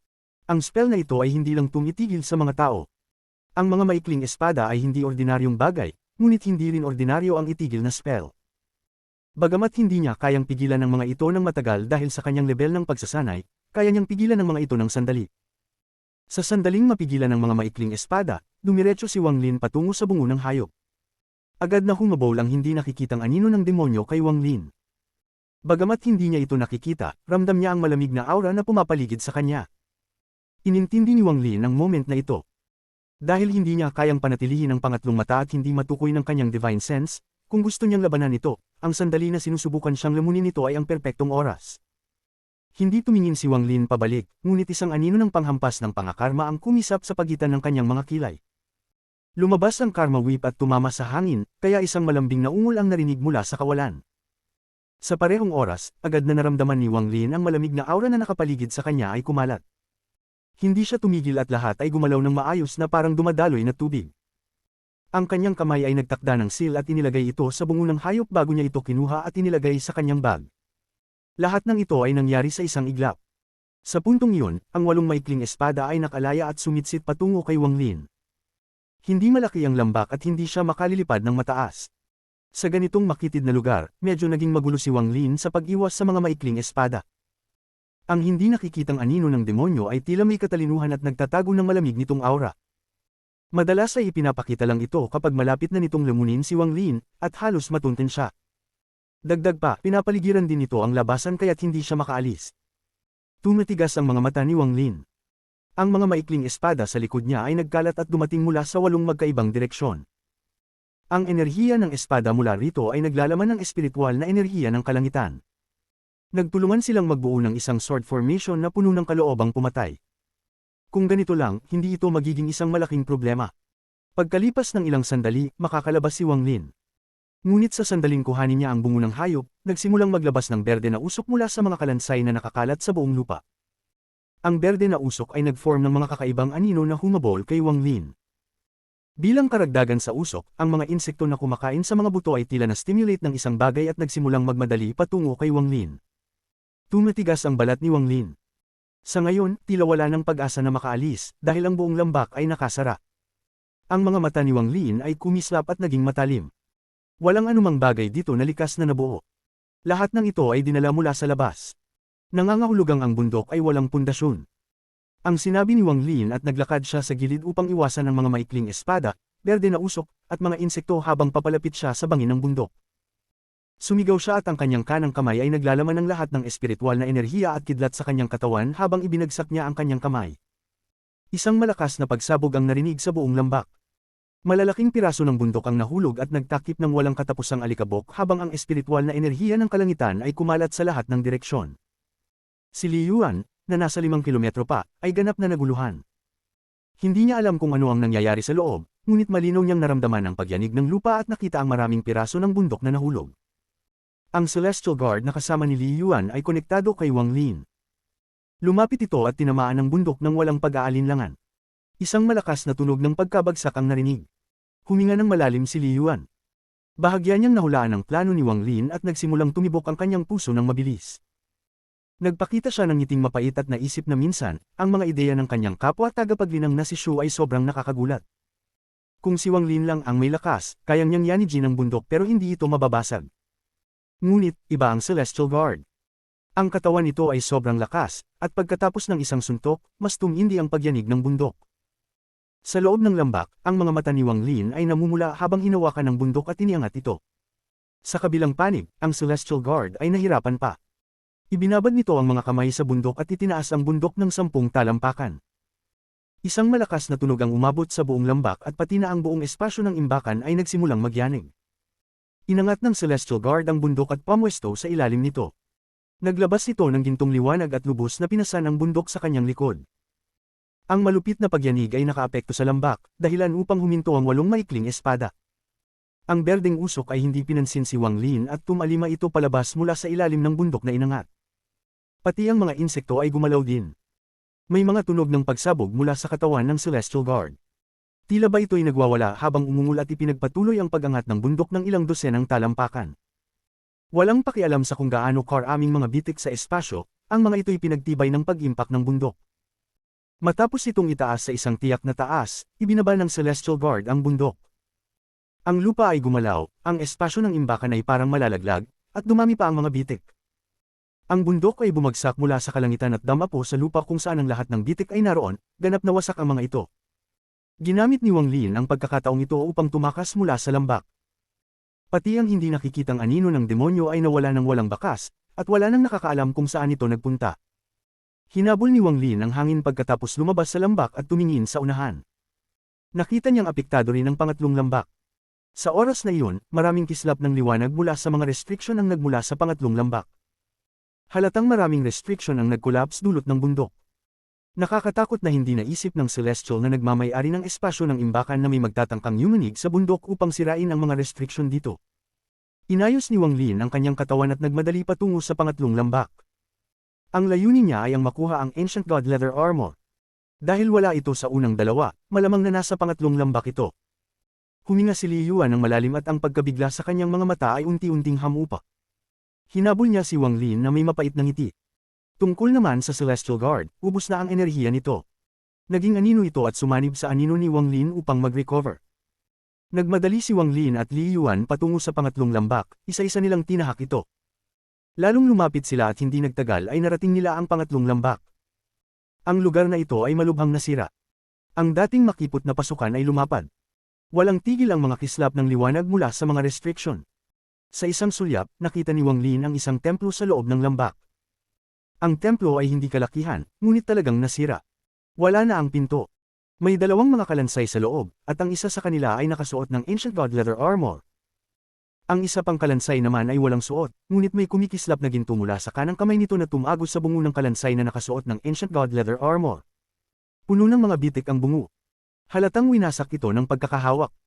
Bagamat hindi niya nasaksihan ang labanan, naisip ni Wang Lin ang matinding laban ng dalawang kalansay batay lamang sa hitsura nito. Inabot ni Wang Lin ang kanyang kanang kamay at tinanggal ang Ancient God leather armor mula sa kalansay at iniabot ito sa kanyang kamay. Sa unang hawak niya sa armor, agad niyang naramdaman ang matinding dugo at kalungkutan. Sa masusing pagtingin, ang armor ay magaspang at naglalabas ng sinaunang aura. Kahit ngayon, may bakas pa ng isang malakas na aura dito, na parabang ipinapakita kung gaano kalakas ang may-ari nito. Lumapit si Li Yuan at dumating sa kabilang kalansay. Tinutok nito ang tingin sa gintong mga daliri ng kalansay. Pagkatapos ay huminga siya ng malalim, lumuhod, at isa-isang binunot ang mga daliri. Nang itaas nito ang kanyang ulo, sulyap siya sa templo na walang pinto at ang mga mata niya ay agad na lumaki. Sumigaw siya, "Brother Shu, tingnan mo." Itinaas ni Wang Lin ang kanyang ulo, tumungtong ng ilang hakbang at tumingin sa templo. Kahit na matatag ang kanyang isipan, hindi niya napigil ang huminga ng malamig. Inscan niya ang templo upang tiyakin kung ligtas ito bago pumasok. Kasama ni Wang Lin si Li Yuan at pareho silang pumasok sa templo. Ang templo ay nahahati sa dalawang palapag. Ang unang palapag ay walang lugar para sa pagsamba at ganap na walang laman. May mga mural na nakasabit sa mga pader. May kabuuang 9 na mural. Habang tinitingnan ng mga ito, ang mga mata ni Li Yuan ay kumislap ng kakaibang liwanag. Bulong nito, anong klase ng spell ito? Paano mayroong napakalaking tao, posible bang ang mga kwento sa mga larawan na ito ay gawa-gawa lamang? Ang mga painting ay malinaw na nagpapakita ng isang napakalaking higanti na may 8 bituin sa noo. Nakapalibot siya ng hindi mabilang na mga celestial na may mga iba't ibang mga yaman na umatake sa kanya ng sabay-sabay. Ang mga katawan ng mga celestial ay talagang napakaliit kumpara sa higanti. Ang mga mata ng higanti ay puno ng malamig na pagkabigati, ngunit ang pintura ay masyadong detalyado na kahit ang pagod na nararamdaman sa malamig na titig ay kitang-kita. Lahat ng 9 na mural ay ganito. 8 bituin, sinaunang Diyos. Tahimik na pinag-isipan ni Wang Lin habang tinatanaw ang ikalawang palapag. Bamantong hininga siya at umakyat, iniwan si Li Yuan na abala sa mga pintura sa unang palapag. Sa wakas, hindi maraming tao ang nakakaalam tungkol sa mga sinaunang Diyos. Ang ikalawang palapag ay medyo simple.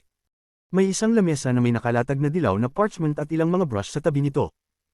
Madaling hulaan na mahilig magpinta ang may-ari ng lugar na ito. Hindi kalayuan sa lamesa ay may isang pang-amoy ng insenso, ngunit tanging alikabok na lang ang natira sa loob nito. Lumapit si Wang Lin sa lamesa at nakita niyang ang isang papel ay hawak ng isang paperweight.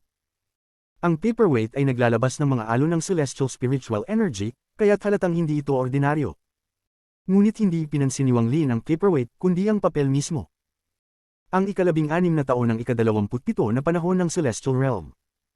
Ang unang digmaan sa pagitan ng Ancient Order at Celestial Realm ay nagtapos sa tagumpay. Ang aking magic treasure ay nasira at kailangang ayusin dito. Ngunit dahil sa aking mga nagawa, ako ay ginawaran ng isang piraso ng balat nito at gumawa ng isang suit ng leather armor mula dito. Ang ika-19 na taon ng ika-27 taon ng Celestial Realm. Isang nakakagulat na pangyayari. Ang Celestial Emperor ay nagwawala at namatay habang tumutulong sa langit, personal kung nasal ayan ang lahat, ang eksenang hindi dapat makita ng mamatay ang Celestial Emperor. Simula nang maging Celestial ako, hindi ko tinakutin ang labanan laban sa Ancient God. Ngunit sa pagkakataong yun, ako'y natakot at natinag. Nakita ko ang hindi dapat makita. Habang ang karamihan sa mga Celestial ay nakipaglaban, ako'y tumakas, at may isang pares ng mga mata na sumusunod sa akin. Kailangan kong iguhit ang nakita ko. Ang sulat ay naging magulo sa dulo. Madaling makita kung gaano ka-anxious ang sumulat nito. Ipininta ko ito, pero ano ito? Ano ang ipininta ko? Dito nagwakas ang nota. Ang mga mata ni Wang Lin ay naging seryoso. Matapos mag-isip ng ilang sandali, naupo siya sa harap ng lamesa at kinuha ang brush. Gusto niyang maramdaman ng eksakto kung ano ang nangyari nang iguhit ng Celestial ang mga ito. Kabanata 759. Tumpak at handa. Hinawakan ni Wang Li ng brush at dahan-daang ipinikit ang kanyang mga mata. Pagkaraan ng mahabang panahon, bigla niyang iminulat ang kanyang mga mata at nagsimulang magsulat ang kanyang kamay ayon sa text. Unti-unti niyang nakita ang bakas ng nararamdaman ng Celestial. Ang isipan ni Wang Lin ay unti-unting naging balisa habang siya ay nagsusulat. Ito ay isang pakiramdam ng pag-aalinlangan at kalituhan na magkasama. Ang aura na ito ay nanatili sa silid na ito hanggang sa araw na ito. Sa wakas, ang kanang kamay ni Wang Lin ay biglang huminto sa hangin. Tumingin siya sa labas sa pamamagitan ng bintana sa ikalawang palapag. Katatapos lang ng Celestial na ito sa pagguhit, ngunit siya ay naging mas malito pa. Pagkatapos iwan ng mga salitang ito, nagkaroon ng pagbabago. May dumating na tao. Ibinaba ni Wang Lin ang brush at tumingin sa labas. Medyo nakuha na niya ang ilang mga pahiwatig. Matapos tingnan ng papel, nilingon niya ang kanyang kanang kamay at ang papel ay sumabog sa apoy. Pagkatapos itong sunugin ng malinis, inilagay ni Wang Lin ang paperweight at habang pababa siya mula sa ikalawang palapag, nakita niya si Li Yuan na kinuha ang mga painting mula sa unang palapag at isinilid ito sa kanyang bag. Nagatubili si Wang Lin ng kaunti bago magsalita, "Brother Li, dapat mag-ingat ka kung saan mo itinatago ang mga painting. Huwag mong hayaang makita ng iba. Kung hindi, magdudulot ito ng malaking sakuna." Parang may naisip si Li Yuan at tumango. Tinanong ni Li Yuan, dapat ay may iba pang mga magical treasures o jade sa loob ng storage space na ito. Hindi ba maghahanap pa si Brother Shu? Uminom si Wang Lin at umiling. Si Brother Li na lang ang maghanap. Pagkatapos makita ang nilalaman ng papel, ang puso niya ay napuno ng mga misteryo tungkol sa pagbagsak ng Celestial Realm. Lalo na, pagkatapos makita ang ikatlong lambak, naramdaman ni Wang Lin na kahit may mga natirang mga treasures, kakaunti na lang ang mga ito. Dahil ang pinakamahalagang treasure, ang buto ng halimaw, ay kinuha na niya. Malinaw na ang buto ng halimaw ay ang nasirang treasure na binanggit sa tala at niluluto. Okay, habang inilalagay ko ang mga collapse restrictions, makakahanap din ako. Kailangan ko rin maghanap ng daan palabas dito, at kung wala, magtatagal pa bago ko makonekta ang isa, wika ni Li Yuan habang hinawakan ang kanyang mga kamay at tumingin sa ikalawang palapag. Hindi siya umakyat ngunit lumabas ng templo. Umupo si Wang Lin sa labas ng templo. Kinuha niya ang siyam na buto ng halimaw at sinimulan niyang pag-aralan ang mga ito. Mabilis lumipas ang oras at isang buwan ang dumaan na parang isang kisap mata. Wala masyadong nakamit si Li Yuan sa buwan na iyon, kaya't nang maglaon ay tumigil siya sa paghahanap. Ngunit ang nararapat banggitin ay ang 8 maikling espada na umatake kay Wang Lin. Ginamit ni Li Yuan ang isang hindi kilalang paraan at nakontrol ang mga ito. Lubhang nagulat si Wang Lin tungkol dito, ngunit nang isaalang-alang ang mga restrictions ni Li Yuan, parang naisip niya. Sa loob ng isang buwan, inilagay ni Li Yuan ang mga restrictions sa lahat ng mga collapse points na nakalculate niya sa loob ng storage space. Mas lalo pang ipinakita ni Li Yuan ang interes sa pagtangka laban sa Blood Ancestor kaysa kay Wang Lin. Bawat oras na iniisip niya kung paano makakatulong ang kanyang mga restrictions sa pagpatay ng isang Diyos, humihingal si Li Yuan. Bagaman siya ay alerto, mayroon siyang isang nakikitang kahinaan, at iyon ay ang kanyang bulag na tiwala sa mga restrictions ng kanyang pamilya. Dagdag pa rito, isinasaalang-alang niya kung ano ang mangyayari kung hindi mamatay ang Blood Ancestor, kaya gumawa siya ng desisyon. Tutulungan niya lang ito ng lihim, ngunit hindi makikialam.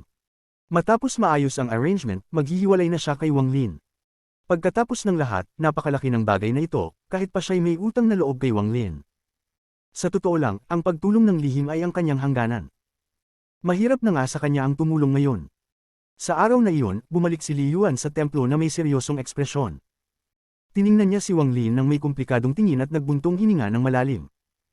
Pagkatapos, inihampas niya ang kanyang kanang kamay at isang crystal restriction ball ang lumipad at lumutang sa harap ni Wang Lin. Brother Shu, inilagay ko na ang 1,465 collapse points gamit ang annihilation restriction. Ang kailangan mo lang gawin ay paganahin ang restriction ball gamit ang iyong celestial spiritual energy at tuluyang babagsak ang storage space. Hinawakan ni Wang Lin ang restriction ball at inscan ito gamit ang kanyang divine sense. Pagkatapos tiyakin na walang problema, nagdala siya ng mga kamay at nagsabi, "Maraming salamat."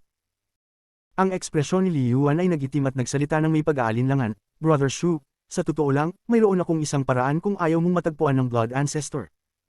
Ang kailangan mo lang gawin ay magtago sa isang kuweba at huwag lumabas.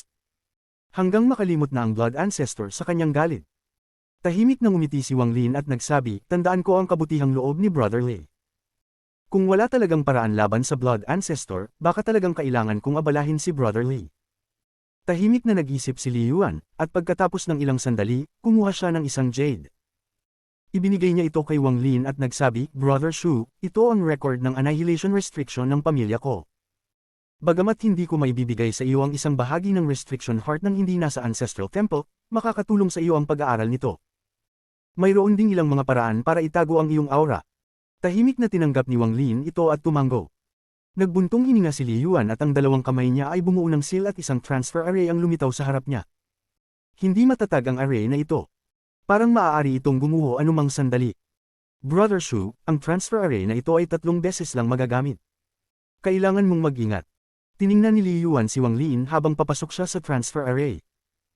Hindi na siya lumingon ngunit marahang nagsabi, kung wala akong mga responsibilidad na nagbabalikat sa akin, tiyak na mananatili ako at magiging saksi sa kung paano ipinlano ng restriction ng pamilya ko laban sa isang Nirvana Cleanser Cultivator. Brother Shu, mag-ingat ka. Ang huling sigaw ni Li Yuan ay umabot, at ang kanyang anyo ay nawala sa loob ng kumikislap na transfer array. Itinaas ni Wang Lin ang kanyang ulo at ang kanyang mga mata ay naging malamig. Bumulong siya sa sarili, Blood Ancestor, Yao Zizu, kahit may mga blood soul pills kayo, susubukan ko pa ring maglakas loob at tingnan kung magtatagumpay kayong magbuhay muli sa ilalim ng kapangyarihan na kayang wasakin ang lahat mula sa pagbagsak ng espasyo. May dala si Wang Lin na bag ng pag-iingat. Ang bag na ito ay pag-aari ni Yao Zizu, ngunit hindi niya ito mabuksan. Maaari lamang niyang lagyan ng restrictions ito upang hindi kumalat ang aura nito. Bilang karagdagan sa bag na ito, mayroon ding blood soul pill si Wang Lin dati, ngunit ginamit niya ito sa laban-laban sa nagkawatak-watik na demonyo. Alam niyang may isa pang blood soul pill, ngunit hindi niya mabuksan ang bag. Hindi maaaring maraming ganitong klase ng mga pill, kahit ang blood ancestor. Pagkatapos ng maraming taon ng paggamit, takot akong isa o dalawa lang ang kaya niyang itago. Habang ngumingiti si Wang Lin, kinuha niya ang restriction ball na naglalaman kay Yao Zizu. Wala na siyang interes sa pagtatanong kaya tinapon niya ito. Agad itong lumipad at inilibing sa malalim na bundok. Matapos gawin ang lahat ng ito, nagsimula si Wang Lin at pumasok sa transfer array. Isang liwanag na kumikislap, at nawala si Wang Lin. Blood Ancestor, dahil hindi mo ako kayang palayain, susundin ko ang sinabi ni Li Yuan, susubukan kong pumatay ng isang Diyos. Kabanata 760. Sa wakas ay dumating. Nang lumabas siya mula sa transfer array, ang nakita niyang lugar pagkatapos maglaho ang liwanag ay isang banyagang lupain. Ang langit ay madilim at puno ng kulog. Sa isang sulyap, hindi niya makita ang dulo ng lupa. Bagamat hindi pamilyar, may dala pa rin itong pamilyar na aura. Ang lugar na ito ay ang Thunder Celestial Realm pa rin. Magaling si Li Yuan. Sabi ni Wang Lin habang tinitingnan ang malayo. Bihira siyang humanga sa mga tao, ngunit humanga siya sa kakayahan ni Li Yuan na gumamit ng iba't ibang uri ng mga restrictions. Kailangan ng maraming kaalaman tungkol sa restrictions para makagawa ng isang transfer array upang makalabas mula sa storage space ng isang celestial. Alam ni Wang Lin na magiging napakahirap para sa kanya ang gawin ito. Matapos ibaba ang tingin, iniangat ni Wang Lin ang kanyang kamay at nilingan ang transfer array sa likuran niya. Ang transfer array ay lumiit at naging isang kristal na kasing laki ng kamao, at inilagay niya ito sa kanyang bag. Tumingin siya sa paligid bago naging isang sinag ng liwanag at lumipad patungo sa malayo. Matapos maglipad ng ilang araw, lihim na minarkahan ni Wang Lin ang lugar. Maingat siyang lumapag sa isang bundok, at pagkatapos tiyakin na walang kakaibang nangyayari sa paligid, pumasok siya sa ilalim ng lupa. Nang makapasok ng malalim sa bundok, itago niya ang bag na hindi niya mabuksan na nakuha niya mula kay Yao Zizu. Matapos magtakda ng ilang restrictions, maingat na umalis si Wang Lin. Masyadong magiging kapansin-pansin kung patuloy niyang hawak ang bag, at hindi ito makakatulong sa plano niya. Matapos itago ang bag, mabilis na gumalaw si Wang Lin sa ilalim ng lupa hanggang sa siya ay nakalayo at lumabas sa isang kapatagan. Tumingin siya sa bundok sa malayo bago naging isang sinag ng liwanag at nagpatuloy sa kanyang paglipad. Napakabilis ng kanyang galaw at hindi siya huminto kahit saan sa pirasong ito. Hindi nagtagal, dumating siya sa mga kadena sa gilid ng piraso at mabilis itong tumawid. Matapos mag-ingat na maglakbay sa kadena sa ibabaw ng kalawakan, nakita ni Wang Lin ang isang bagong piraso. Huminga siya ng malalim at diretsyong pumasok sa ilalim ng lupa pagkaraang makarating sa bagong piraso. Pagkatapos makahanap ng isang lokasyon, nagsimula siyang maglagay ng mga restrictions. Sa loob ng isang buwang paglipad, pinag-aralan ni Wang Lin ang mga restrictions kung paano itago ang kanyang aura na ibinigay ni Li Yuan. Ang pagsasaliksik ni Wang Lin ay umusad ng mabilis dahil sa banta ng Blood Ancestor na papalapit. Hindi niya kayang lubusang itago ang sarili mula sa Blood Ancestor, ngunit kaya niyang gawing mas mahirap itong madetect. Kung ito ay sa karaniwang pagkakataon, tiyak na madidiscover siya, ngunit dahil sa plano ni Wang Lin, maaaring magtagumpay siyang manatiling nakatago. Naglabasan ng mga strand ng mga restrictions sa paligid niya at bumuo ng isang bola ng mga restrictions, at naupo siya sa loob. Nang malapit nang magsara ang restriction ball, lumabas ang Celestial Guard. Pagtingin ni Wang Lin sa Celestial Guard, ibinuko niya ang labi ng isang malupit na ngiti. Inihagis niya ang kristal ng transfer array sa Celestial Guard at dahan-daang ipinikit ang kanyang mga mata. Isang bahagi ng kanyang divine sense ang humiwalay mula sa kanyang katawan at dumiretso sa Celestial Guard. Isa ito sa mga spell ng Celestial Guard. Pinapayagan nito ang divine sense ng taong nag-refine nito na pumasok at kontrolin ang Celestial Guard. Matapos lumabas ang bahagi ng Origin Soul, nagsimula ng pumikit ang mga mata ni Wang Lin. Bago pa man tuluyang magsara ang kanyang mga mata, isang huling restriction ang lumabas mula sa kanyang kamay at nakumpleto ang bola ng restriction. Ang bola ay mabilis na lumiit hanggang sa mawala sa isang sinag ng liwanag. Bumukas ang mga mata ng Celestial Guard at naging malamig ang mga mata nito. Kinuha nito ang kristal ng transfer array at nilunok ito bago mabilis na tumakbo palabas mula sa ilalim ng lupa. Matapos gumalaw ang katawan at magtagumpay sa hindi komportableng pakiramdam ng ilang katawan, inusisa ni Wang Lin ang ilalim ng lupa gamit ang kanyang divine sense. Hindi niya natagpuan kung nasaan ang kanyang katawan. Kung wala ang Celestial Guard, hindi ko kayang lokohin ang Blood Ancestor.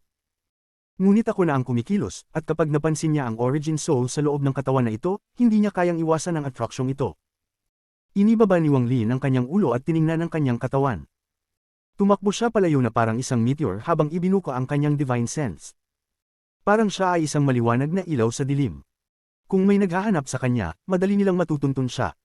Nagpatuloy si Wang Lin sa paglipad ng walang paghihinto.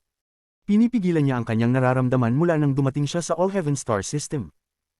Matapos ang lahat, nakatakas siya dito, at ang mga matandang halimaw mula sa Alliance Star System ay maaaring habulin siya anumang oras. Ang katotohanan ng lahat ay nagbigay sa kanya ng pagiging maingat. Gayunpaman, dahil ang Blood Ancestor ay dumating na at kung gaano kalakas ang katawan na ito, nagdesisyon si Wang Lin na bitawan ang kanyang pag-iingat. Bagamat ang Celestial Guard ay hindi may kukumpara sa kanyang orihinal na katawan, ito ay malayo pang mas malakas kaysa sa anumang cultivator at pati na rin sa ilang body refining cultivators. Bilang resulta, si Wang Lin ay may likas na arroganting aura habang siya ay lumilipad. Blood Ancestor. Ngayon, hinihintay ko ang iyong pagdating. Ang mga mata ni Wang Lin ay naging sobrang lamig. Magpapakasakit siya. Ang kanyang killing intent ay umabot na sa antas ng illusory yin dahil sa kanyang kasalukuyang katawan. Kahit makatagpo siya ng ibang mga cultivator, magdadalawang isip at iiwasan siya. Hindi na naghanap pa si Wang Lin ng mga yaman habang mabilis siyang lumilipad mula sa piraso patungo sa piraso. Bawat beses na dumating siya sa isang piraso, ang kanyang divine sense ay kumalat na parang baliw. Ang oras ay dumaan ng mabagal. Sa isang kisap mata, 5 buwan ang lumipas. Dumaan si Wang Lin sa lahat ng bagay. Naturally, dahil may mga mahahalagang bagay siyang kailangang gawin, hindi siya naghanap ng gulo. Ngunit kung may mga walang mata na maghahanap ng gulo, hindi siya magdadalawang isip. Ang malakas na katawan at ang spell mula sa divine sense ni Wang Lin ay nagbigay sa kanya ng pinakamataas na lakas. Sa mga 5 buwang ito, nakakuha siya ng kaunting prestihiyo sa mga cultivators dito. Partikular, ang lakas ng katawan na kayang makipagsabayan sa mga magical treasures ay nagdulot sa maraming ascendant cultivators na umiwas sa kanya sa unang tingin. Pati na rin ang mga illusory yin cultivators ay mag-iisip at iiwas din. Gayunpaman, hindi nagmamadali si Wang Lin. Siya ay gumagalaw sa paligid ng mga piraso malapit sa kung saan naruroon ang kanyang katawan. Nililimitahan nito ang kanyang galaw at may 2 kalamangan. Ang una ay hindi siya gumagalaw ng random kaya hindi siya matutuklasan ng hindi sinasadya ang Blood Ancestor. Ang pangalawa, siya ay hindi direktang pinuprotektahan ng kanyang katawan. Matapos ang lahat, kung maglakbay siya masyado malayo at matagpuan ng Blood Ancestor ang kanyang katawan, magiging siya na ang nasa defensive. Hinahanap niya ang Blood Ancestor at gayon din ang Blood Ancestor ay naghahanap sa kanya. Ang dalawa ay naging mas malapit at malapit. Ang Blood Ancestor ay nakasuot ng pulang robe habang siya ay dumadaan sa kawalan. Ang bawat hakbang niya ay parang teleportasyon, at mabilis siyang gumagalaw sa mga kadena. Ang kanyang ekspresyon ay kalmado, parang hindi siya galit. Ngunit, ang kanyang mga mata ay naging mas pula araw-araw. Sa kanyang pagsasanay, kahit na mag-collapse ang langit, hindi magbabago ang kanyang mood, ngunit ang kanyang nag-iisang anak na babae, si Yao Zizu, ang kanyang tanging kahinaan. Handa siyang lumaban-laban sa langit at patayin ang lahat ng nasa kanyang daraanan para sa kanyang anak na babae. Kahit na kailangan niyang pumili sa pagitan ng kanyang anak na babae at maabot ang pangatlong hakbang, maaari siyang mag-struggle at mag-alinlangan, ngunit sa huli, pipiliin niya ang kanyang anak na babae. Dito siya lubos na naiiba mula sa All Seer at Ling Tianhao. Kung ang All-Seer ay nandoon, handa siyang isakripisyo ang lahat at piliin ang pangatlong hakbang. Para sa kanyang sariling anak na babae, handa siyang isakripisyo ang kanyang sariling dangal, isantabi ang sumpa na iniutos ng kanyang amang papatay, na hindi kailanman lalapit sa All-Heaven Star System. Ama, nang ipagawa mo sa akin ang sumpa, bakit mo iniwan ang isang All-Heaven Stone? Ang tanong na ito ay matagal nang bumabagabag sa puso ng Blood Ancestor. Kalmadong niyang inusag ang kanyang mga paa at dumaan sa piraso ng lupa. Ang kanyang divine sense ay kumalat tulad ng bagyong sumikop sa buong kontinente. Ngunit, sa mga sandaling iyon, ang kanyang dating kalmadong mukha ay naging malamig. Dahan-dahan niyang itinataas ang kanyang ulo at tumingin sa malayo. Ang kanyang mga mata ay naglalaman ng killing intent na halos naging materyal. Wang Lin. Ang kanyang killing intent ay sobrang lakas na ang isang bundok sa harapan niya ay naapektuhan at agad na gumuho. Habang ang mga bato at alikabok ay lumilipad, ang Blood Ancestor ay kumuha ng isang hakbang at agad na nawala ng hindi nag-iwan ng bakas. Sa sandaling bago tumuntong ang Blood Ancestor sa piraso ng lupa, si Wang Lin ay gumalaw tulad ng isang meteor sa kadena sa kabila ng piraso. Nang malapit na siyang dumating at palapitin ang kanyang divine sense, biglang dumilim ang kalangitan at nagsimulang magtipon ang madilim na ulap. Pati ang piraso ng lupa ay nagsimulang mag-alog. Lahat ng mga cultivator sa piraso ay agad na naramdaman ang alingaw sa kanilang kaluluwa, hindi alintana kung anong antas ng cultivation ang mayroon sila. Kahit ang mga cultivator ng illusory yin at corporeal yang ay walang kaibahan. Ang pagkakaiba sa antas ng cultivation ay nagpasikap na hindi nila matutulan. Para bang ang kapangyarihan ng langit ay bumababa. Si Wang Lin ay agad na gumalaw at ang kanyang mga mata ay kumikislap habang tinititigan ang malayo. Ipinakita niya ang isang malamig na ngiti. Sa wakas, dumating ka na. May isang malakas na ugong ng kulog at ang mga ulap ay nahati na parang may malaking pares ng mga kamay na naghihiwalay sa kanila. Ang dugo pulang liwanag ay lumitaw at bumalat sa lupa. Ang malakas na divine sense ay parang bagyo na dumaan sa buong piraso ng lupa. Ang divine sense na ito ay sobrang lakas. Ang spell mula sa pangalawang hakbang sa loob ng piraso ay halos nagdulot ng pagbagsak ng piraso.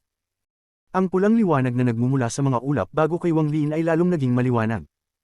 Para bang sa sandaling iyon, ang piraso ng lupa ay napapalibutan ng pulang liwanag, na para bang ito ay itinapon sa isang pool ng dugo. Ang pulang liwanag ay nag-condense ng 1,000 talampakan bago kay Wang Lin. Sa halos isang iglap, ang anyo ay nag-condenser, na ipinakita ang isang lalaking may pulang buhok at pulang kilay, isang kalagitnaang lalaki na nakasuot ng pulang robe. Ang lalaking ito ay sobrang gwapo na kahit si Chen Feng isa. Disipulo ni Zhu Kezi at nakatatandang kasamahan ni Liu Mei, ay naramdaman na may kulang sa kanya kumpara dito. Ang lalaking ito ay may kakaibang aura sa paligid niya. Nang siya ay lumitaw, tahimik siyang tumingin kay Wang Lin at hindi nagsalita. Ngunit, malinaw na nakita ni Wang Lin ang isang pulang apoy na kayang sunugin ang mundo na nakatago sa likod ng mga kalmadong mata. Hindi nagsayang ng oras ang Blood Ancestor kay Wang Lin. Itinaas niya ang kanyang kanang kamay at tinutok kay Wang Lin. Pagkatapos niyang ituro, may mga tunog ng pag-crack mula sa kalangitan na parabang ito ay hinahati ng daliri na iyon. Ang lakas ng puwersa ay tumama diretso sa noo ni Wang Lin. Tinutok ni Wang Lin ang kanyang mata sa Blood Ancestor. Habang papalapit na ang daliri, mabangis niyang sinabi, kapag patayin mo ako, kahit na mayroon si Yao Zizo ng Blood Soul Pill, tiyak na mamamatay siya.